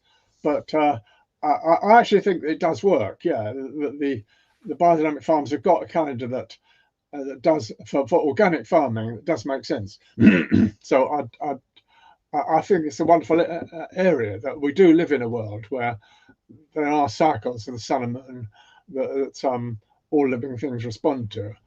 Yeah, I think if we had a more gentle and civilized society, I think we take more interest in those things. Yeah. Oh, I agree. Absolutely. And I look forward to the day when we can return to that to some degree, because we've got so far away from our roots. Everything is obviously is instant gratification society. Yeah. We want it now. We get it now. And I love gardening. I had last week off. I mean, sorry. A lot of youngsters now, they don't realize, for example, that cows have got horns on them. Right. And you go to a biodynamic farm, it's a wonderful thing to see cows with horns on them, which means their dignity is respected, and they're incredibly gentle creatures. And I think that's part of the experience. I mean, I'm very, very privileged and grateful in my youth. I was able to work on such a farm it's called Tablehouse Farm near the Great Ashdown Forest, and I think that had a formative effect on me. Yeah. Definitely, I think it did. And I think that from what I can see, that you see, the thing is, once we have an overview and understanding of how our world actually works in terms of nature, we can then start to look more at how people are reacting and responding to that. And I think that a lot of your work does cover the more sort of seamy side of life, the corruption, the harms that people are doing to each other, the lies that are being told. But I love it when you're also capable of stripping back to just what is. The nature. So I think that's wonderful. I really think thank that's you, wonderful. Right. Thank you. That's thank you very much. Yeah.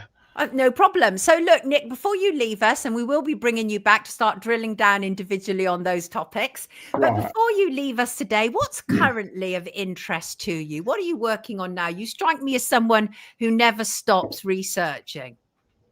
Well, I produced quite a few of these books, Sonia, so I'm just trying to promote them now. I've actually used to be a school math teacher, and I've done a little book about my dream of how maths could be taught at schools, and I think that's getting a nice review in a school maths channel later this year, Gnostic Maths. So it's a kind of about harmony of that harmony of the world, and the way maths can help me to appreciate that, and that's what I've been I think what I've been looking at recently. As you say, I'd like to, if we can get away from looking at the awful dire terror of the we've conjured up by our wrong thoughts, and try to look more at the harmony of the world. Yeah. I'm going to ask you one more question before you go, because it's just popped up and I think it's a good one. It's from Mark saying, Nick, why do you think they shot that guy on the tube train? You're talking about Sean Charles Menendez. Menendez. Yeah. Why do you think that? This is in the wake of the 7/7 story, wasn't it? About it was just a week or two afterwards, wasn't it? And I mean, the answer is nobody knows the answer. It was an electrician who was followed. I think they wanted something visual on the tube.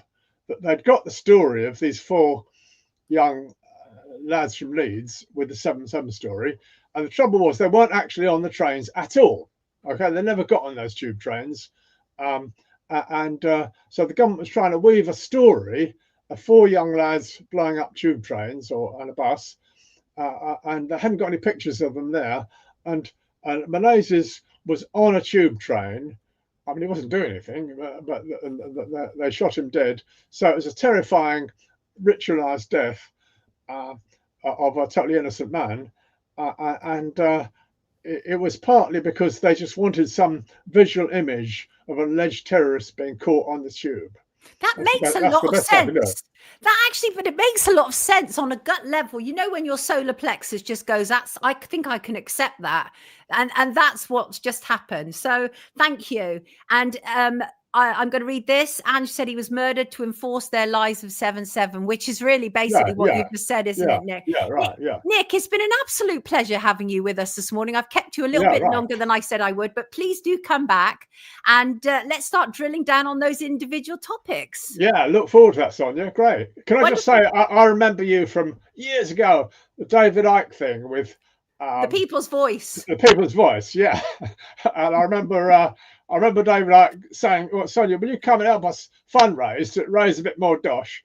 And you said, well, actually, I'm not sure quite what you've done with all the money you've raised so far. I'm not very happy about trying to raise any more. Nick has a memory like an elephant. I remember it very well indeed. And I'm still asking Sean ADL Tabatabai, who runs the People's Voice website, where is the money, Sean? Because my name was put on the can alongside David Icke, and within a month there was like 500,000 squid raised, and I wasn't sure where all the money was going. And I was, as a journalist, I was asking questions because one should. Right, yeah. And obviously I ended up walking away, and I still think that there are questions to be answered there. But you have a very interesting memory. I remember you writing a review and actually describing me as the only professional journalist in the place, which I thought I like. Yes, all right. You did. So I don't remember things like that. Thank you so much. Yes, Boaty says, can we have Nick back again, Sonia? Yes, we can indeed, and we will get that organised. Thank you so much, Nick. It's been an absolute pleasure having you with us, everybody. Nick Colstrom.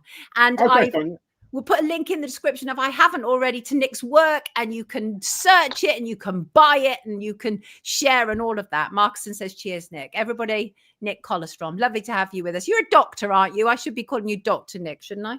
I'm PhD. I've got a PhD, yeah. There you go. Dr. Nick Colstrom. Who cares? It's a PhD. Who cares? Yeah. Take good care of yourself, Nick. Speak to you soon. Have a great week. Brilliant. What a fascinating discussion that was. Fascinating. Nice colour strong. Nick Colour Strong. What does that mean, Shin? Randy says being fearful is based in not knowing. Jesus was nearly never fearful.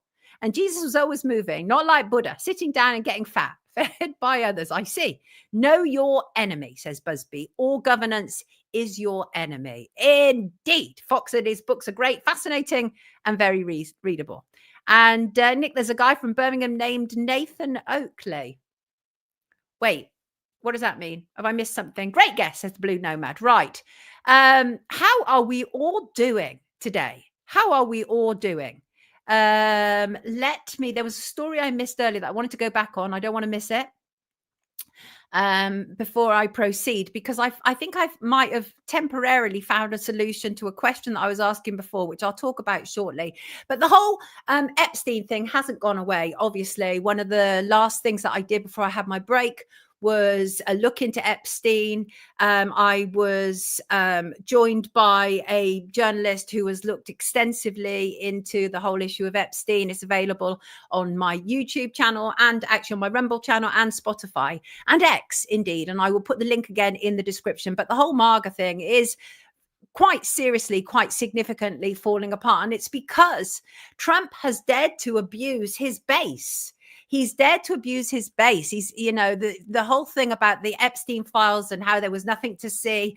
And then they'd release the footage from outside Epstein's cell, and there was a minute missing. And then it turned out there wasn't just a minute missing, that the whole thing had been edited, it had been re-uploaded, it had been resaved. And it was just really unclear about what had taken place, but it didn't look good. You could see here from the image is Trump golfing on his Scottish golf course. And there are some of the protesters. No to Trump. Get out, nasty little man, baby. They don't mess around in Scotland when they don't like somebody.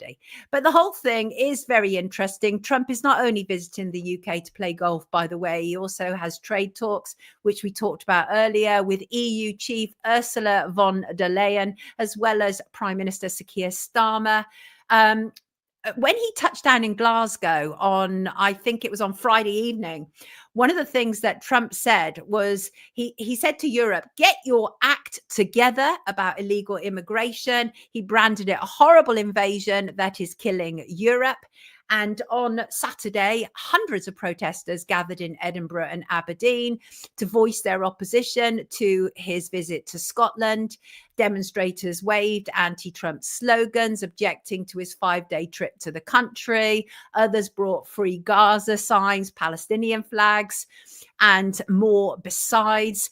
There are desperate moves taking place over there at MAGA HQ in the US. Desperate moves indeed. And one of them, of course, is that sit down one-to-one with Ghislaine Maxwell. Ghislaine Maxwell is, of course, Jeffrey Epstein's former lover, a procurer of girls. She's serving 20 years in prison for her involvement in Epstein's crimes. She was interviewed on Thursday and Friday by Deputy Attorney General Todd Blanche. He flew to Florida for a face-to-face interview with Ghislaine Maxwell. This had initially been at her request, but obviously everything has sort of speeded up somewhat in recent times. And what we were told by Maxwell's attorney, David Marcus, was, in quotes, Miss Maxwell answered every single question. She never stopped. She never invoked a privilege. She never declined to answer. She answered all the questions truthfully, honestly, and to the best of her ability. And that, of course, is all lawyer speak, because she's already been granted immunity. Nothing is going to happen to her by answering these questions. She was convicted in 2021 on 5 counts related to sex trafficking and conspiracy. She's also on the books, and she's due to testify before Congress from prison on August the 11th. And as I say, she was granted immunity, and she apparently gave the Department of Justice 100 different people linked to Jeffrey Epstein.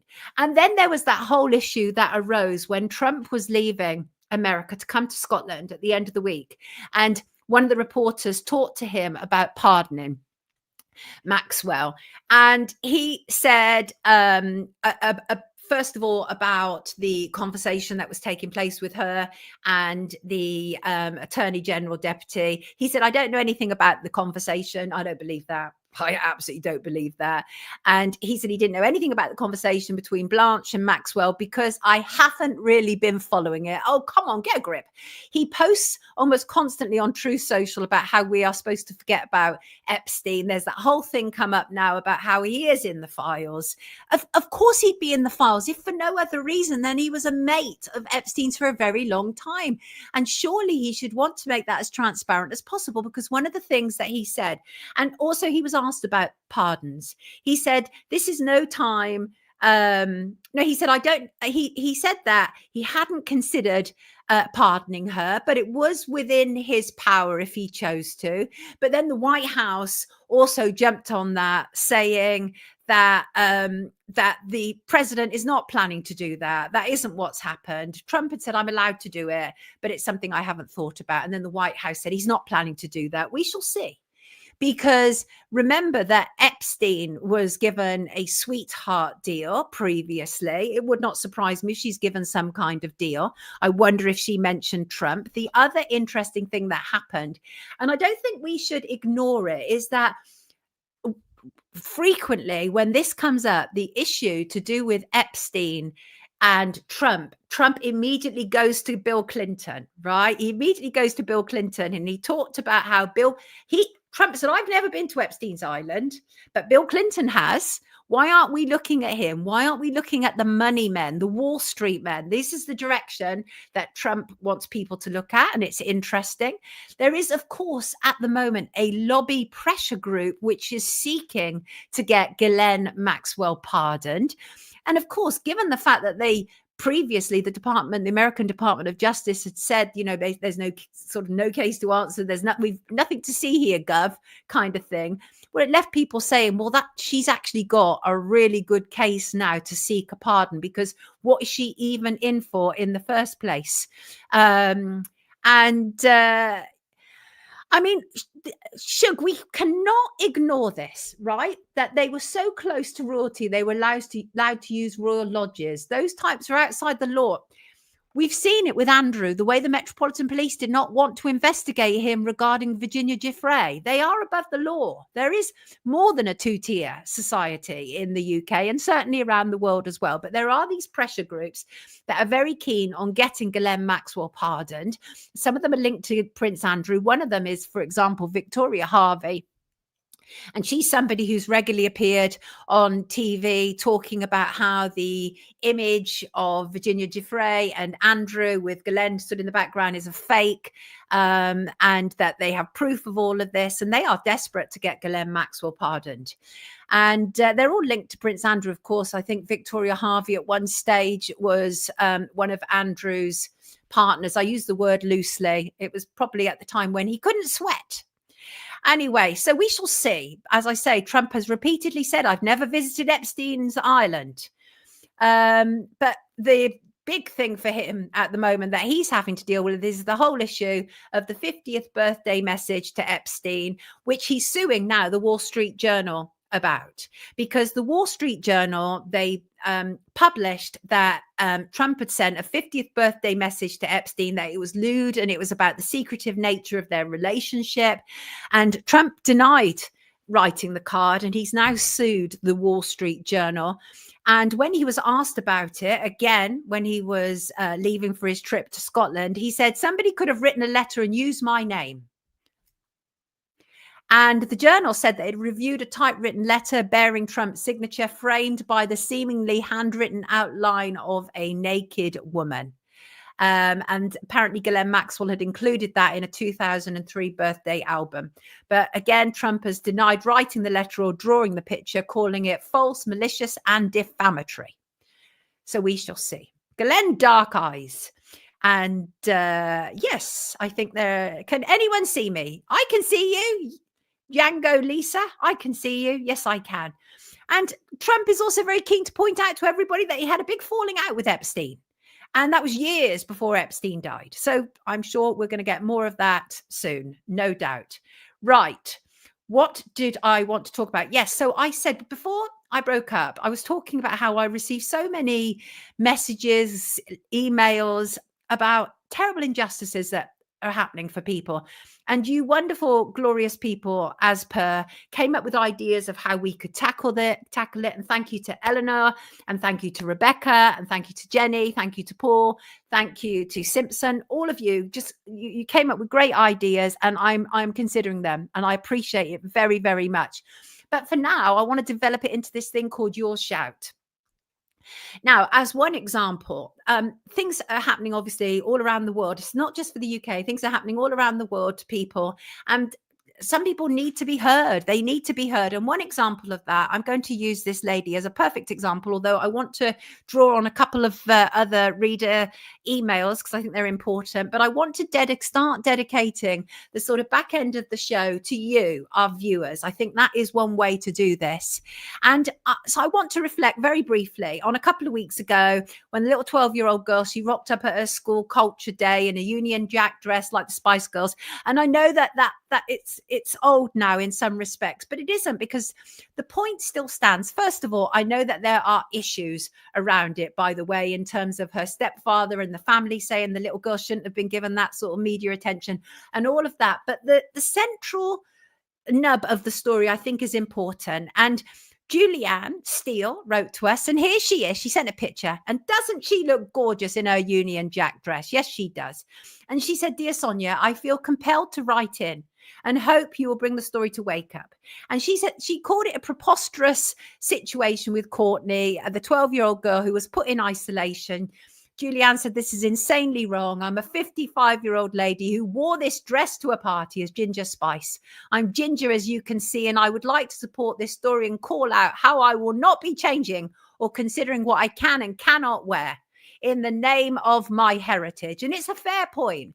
And so aside from all of the machinations that were taking place around this little girl, and there was clearly an agenda with the stepfather, and the family aren't happy, as I say, the central point is still important, and that is people should be able to wear this dress, and that shouldn't be a problem. It shouldn't be a problem. And doesn't Julianne look gorgeous in it? I think she does. Lawrence says, "Notice the girl didn't mention Christianity as part of British culture." Well, because I don't think any of this was necessarily the girl's idea. I mean, she might have had this outfit, but I think it was very engineered, and I think there was very much an agenda behind it, and it plays into that whole agenda of British people who feel that they're being erased. But I do think that Julianne makes a good point. You look gorgeous in that dress, by the way, Chuck. Absolutely gorgeous.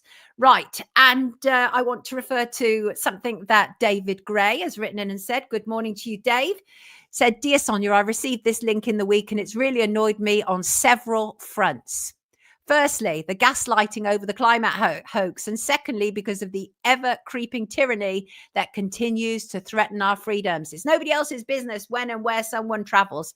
And what he's referring to is how a headline in the Daily Record and other newspapers said Brits could be banned from going on holiday. And you know what this is about? They want those carbon passports. Of course they do. And they're talking about the introduction of carbon passports, which could be introduced to limit the frequency of foreign holidays for UK residents as part of our so-called efforts to combat the climate crisis. So quite rightly, Dave is as annoyed could be. Where forget, says Stephen, because it's absolute madness. We know it's a lie. And the article goes into some detail about the average annual carbon footprint for a person in the UK is 11.7 tons.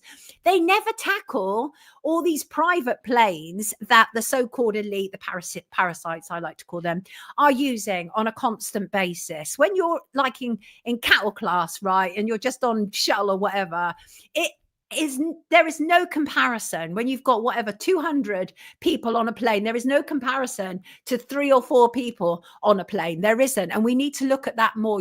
If what they say is true, that we are creating a carbon footprint, no amount of money can offset that, right? So they don't even make sense according to their own rules, but we know it's a lie. We absolutely do. And tell me in the comments what you think this is about. What do you think this is about, people? What do you think it's about? I'm going to read Marco's comment. Here we go again with the climate crisis excuse. Some people really are blind to how obvious the lying is as well. It's crazy. Craig is laughing about the 1,500 kilograms of, whoops, let me see, that's just gone somewhere. Thank you, Mickey. Lovely comments there. Thank you. Craig is talking about the 1,500 kilograms of carbon to fly to Sydney in Australia. Ha, ha, ha. The thing is, people are seeing through all this stuff in real time. What a joy it is. And NCP, you're absolutely right. The planet will be dead yesterday, according to the scientists of the 80s. Absolutely. Didn't they keep giving us 5 more years? It's a lie. Thank you, Dave, for raising that up for us. And by the way, the other week, do you remember we had this? One of our viewers wrote in and wanted me to talk to Paul Burgess, because Paul Burgess was talking about chemtrails, saying it's a nonsense, it's conspiracy theorists. And I didn't necessarily want to have that debate with Paul because I don't want to fall out with him. And I probably will about this, because some of the language that he used in emails to me already got my goat. So I thought it might be a good idea to actually bring in somebody else to have that conversation with him, not in a way that is like legacy media where they do their fake debates. I didn't want that. So I asked a number of people, including the lovely Matt Lamman. Everybody has turned me down thus far. Nobody wants to do it. And that doesn't mean that they believe their argument is weaker, but some people don't see any point in debating what is patently obvious to them. I get that as well. But if you are somebody who would be happy to have that conversation with Paul Burgess, I'll probably end up having to do it, but I would prefer it to be somebody else. It won't be a gotcha conversation. It won't be that. It will be about 2 sides being thoroughly aired. And the truth is, I don't feel necessarily equipped to face off with Paul in that way. There are people who are much more knowledgeable than myself, and I don't have a problem in acknowledging my shortcomings. But if you know, or you are somebody who would be prepared to talk with Paul Burgess live on Wake Up, or we could do a pre-record on that. Although it would be a live pre-record in terms of it wouldn't be available to be edited. It would be recorded as it is and played as is. So there you go. Control, control, control. A control again, says Jan. Indeed it is. And I want to read this from lovely Simon, who is a regular viewer. Let me just bring in an image of lovely Simon. And Simon sent me an email that made me feel like what an incredible, phenomenal individual he is. Simon, what have I done with your picture? Here it is. Photo of Simon. And Simon wrote, and I'm not going to be able to read the entirety of what Simon has written, but I will be able to give you the gist of it, and also how you can contact Simon. Simon Wilson is an independent disability trainer and consultant from Brighton in East Sussex. And obviously, there's been all these horrible discussions and debates taking place in Parliament where they have set out once again to attack sick and disabled people, just as they did in 2012. It's nothing new. And they use very demonizing terms, and they want us to believe that everybody who is in receipt of some kind of government assistance is swinging the lead, is not worthy. And Simon wrote in, Simon's written in before, he's an absolute star. And I want to read you some of his letter. He said, I have cerebral palsy. My disability affects me physically, and I cannot do anything for myself. I also have no speech, and I communicate using different methods, such as a see-through letterboard, body language, and an electronic communication aid. I have an active life. Straight away, Si, dispel those myths. I love it. As someone who has worked in the disability sector since 2007, giving advice to people with disabilities and their families, it is necessary for me to have staff with particular skills. I cannot do my work if I do not have staff who have the skills required. Also, having staff with the right skills is vital for my health and physical and emotional well-being. I need help to do everyday tasks, going out and to meetings, and every year I go on holiday. Due to the nature of my disability, my staff need to be trained to a high standard. And the real core of what Simon is talking about here is how we do not respect or appreciate or adequately remunerate carers. That is the core of what Simon's saying here. Let me just go on. He talks about his staff. He says they need to be trained with how to use my hoist in order to transfer me safely to and from the toilet and to and from bed. I need to feel comfortable with staff helping with this. Otherwise, my body has spasms, which makes everything harder and even a bit dangerous. They also have to be trained how to put me in my car. My car is big enough for me to go into my wheelchair. Now, this is one of the reasons why I pay tax. It is to help those who need assistance. Not everybody comes into this world with the same set of cards.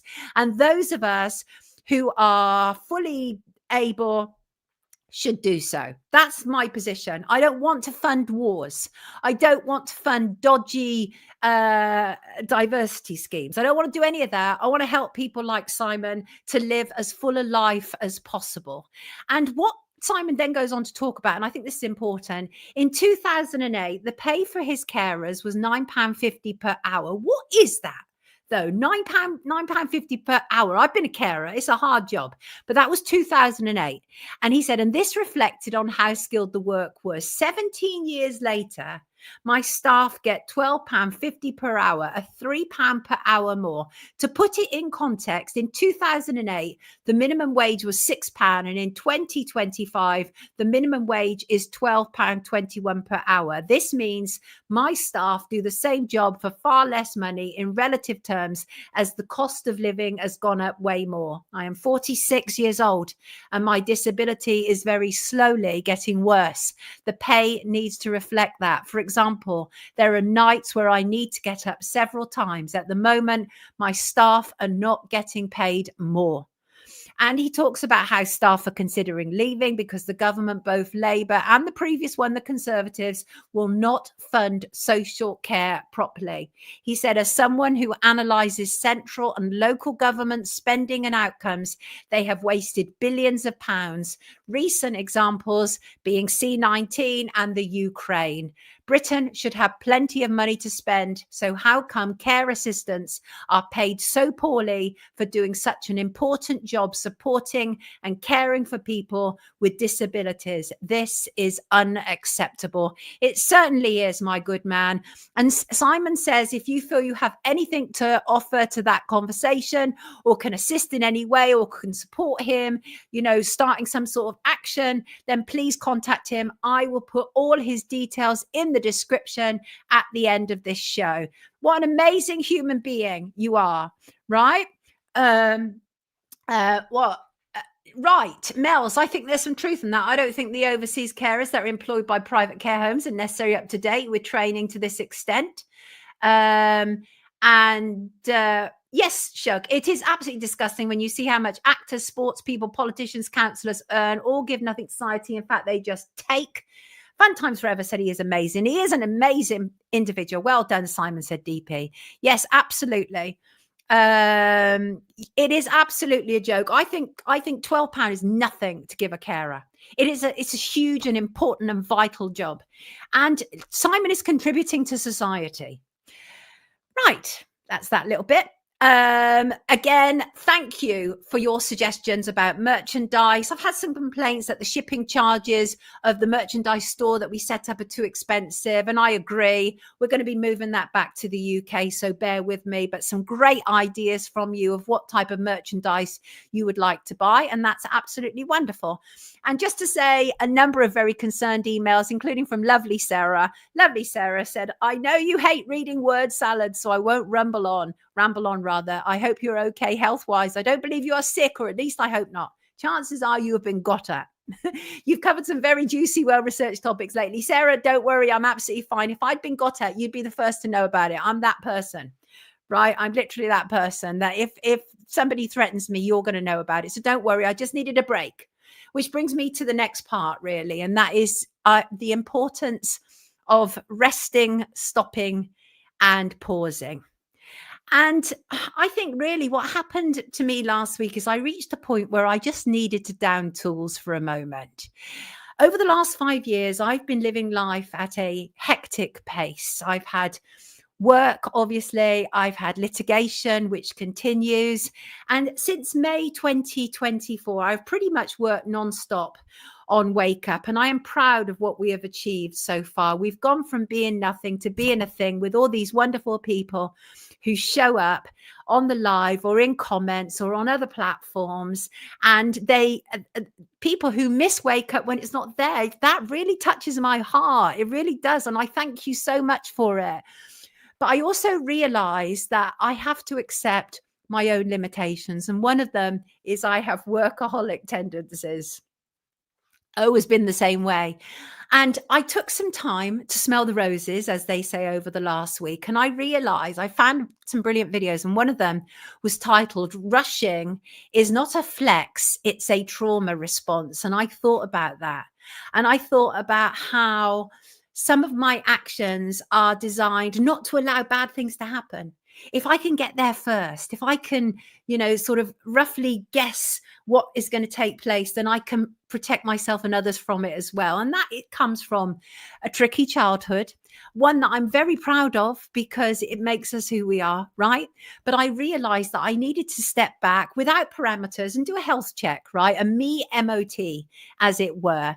Am I doing what I want to do? What is right for my time here? So I went back to my roots, as you often do. I spent time with my family in the Cotswolds.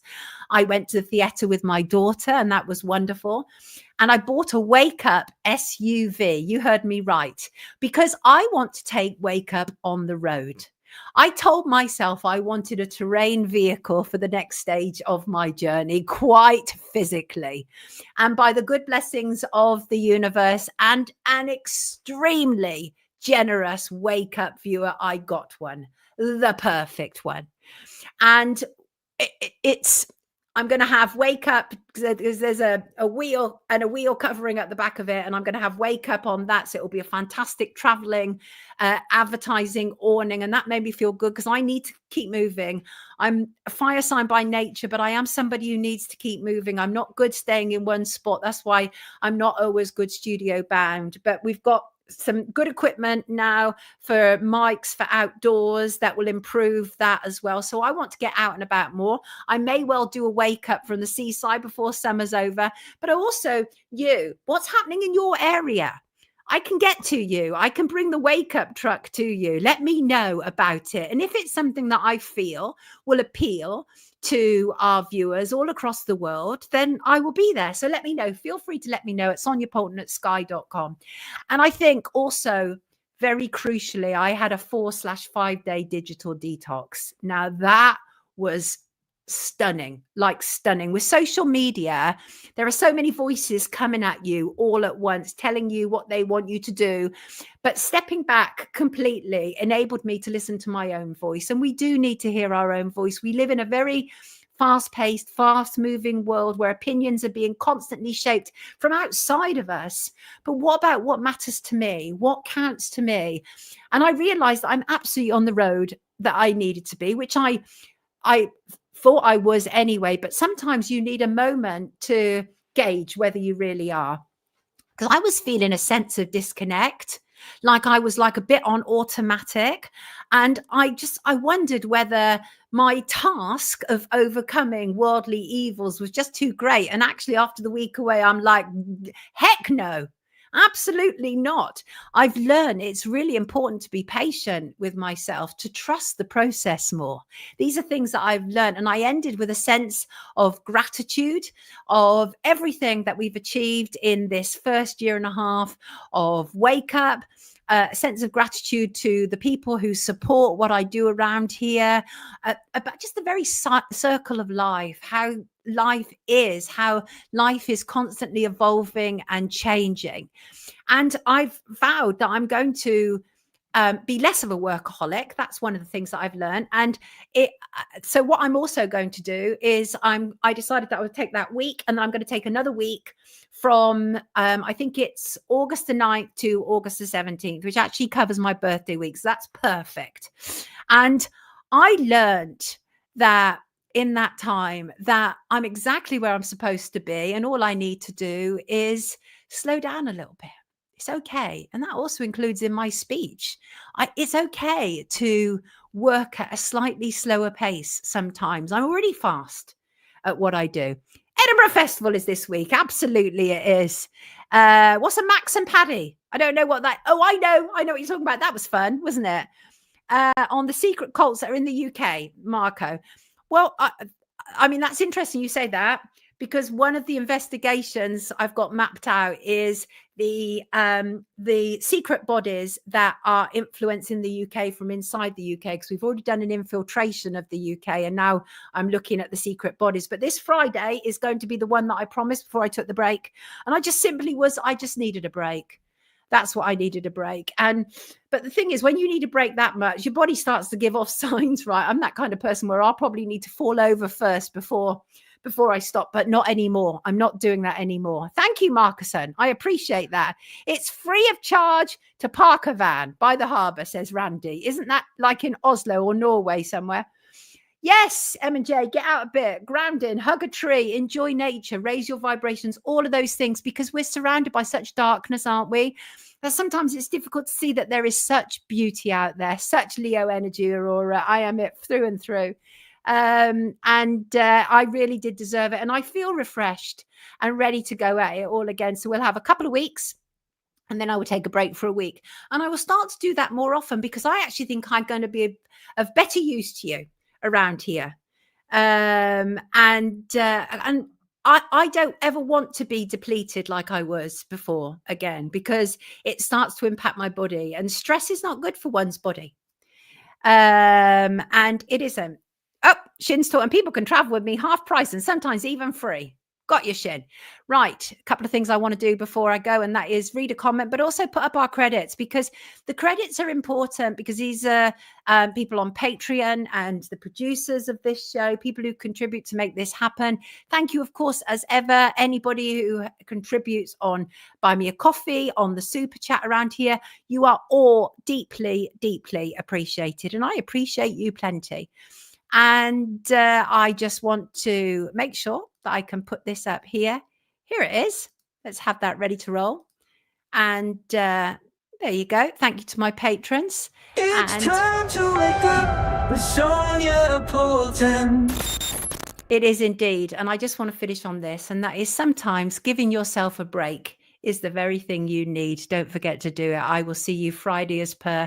Lovely to be back again with you. Take good care of yourself. Have a wonderful week. Thank you all to you all in the chat today. Keep sending me your suggestions, and I will see you Friday. Lots of love to you. Take care.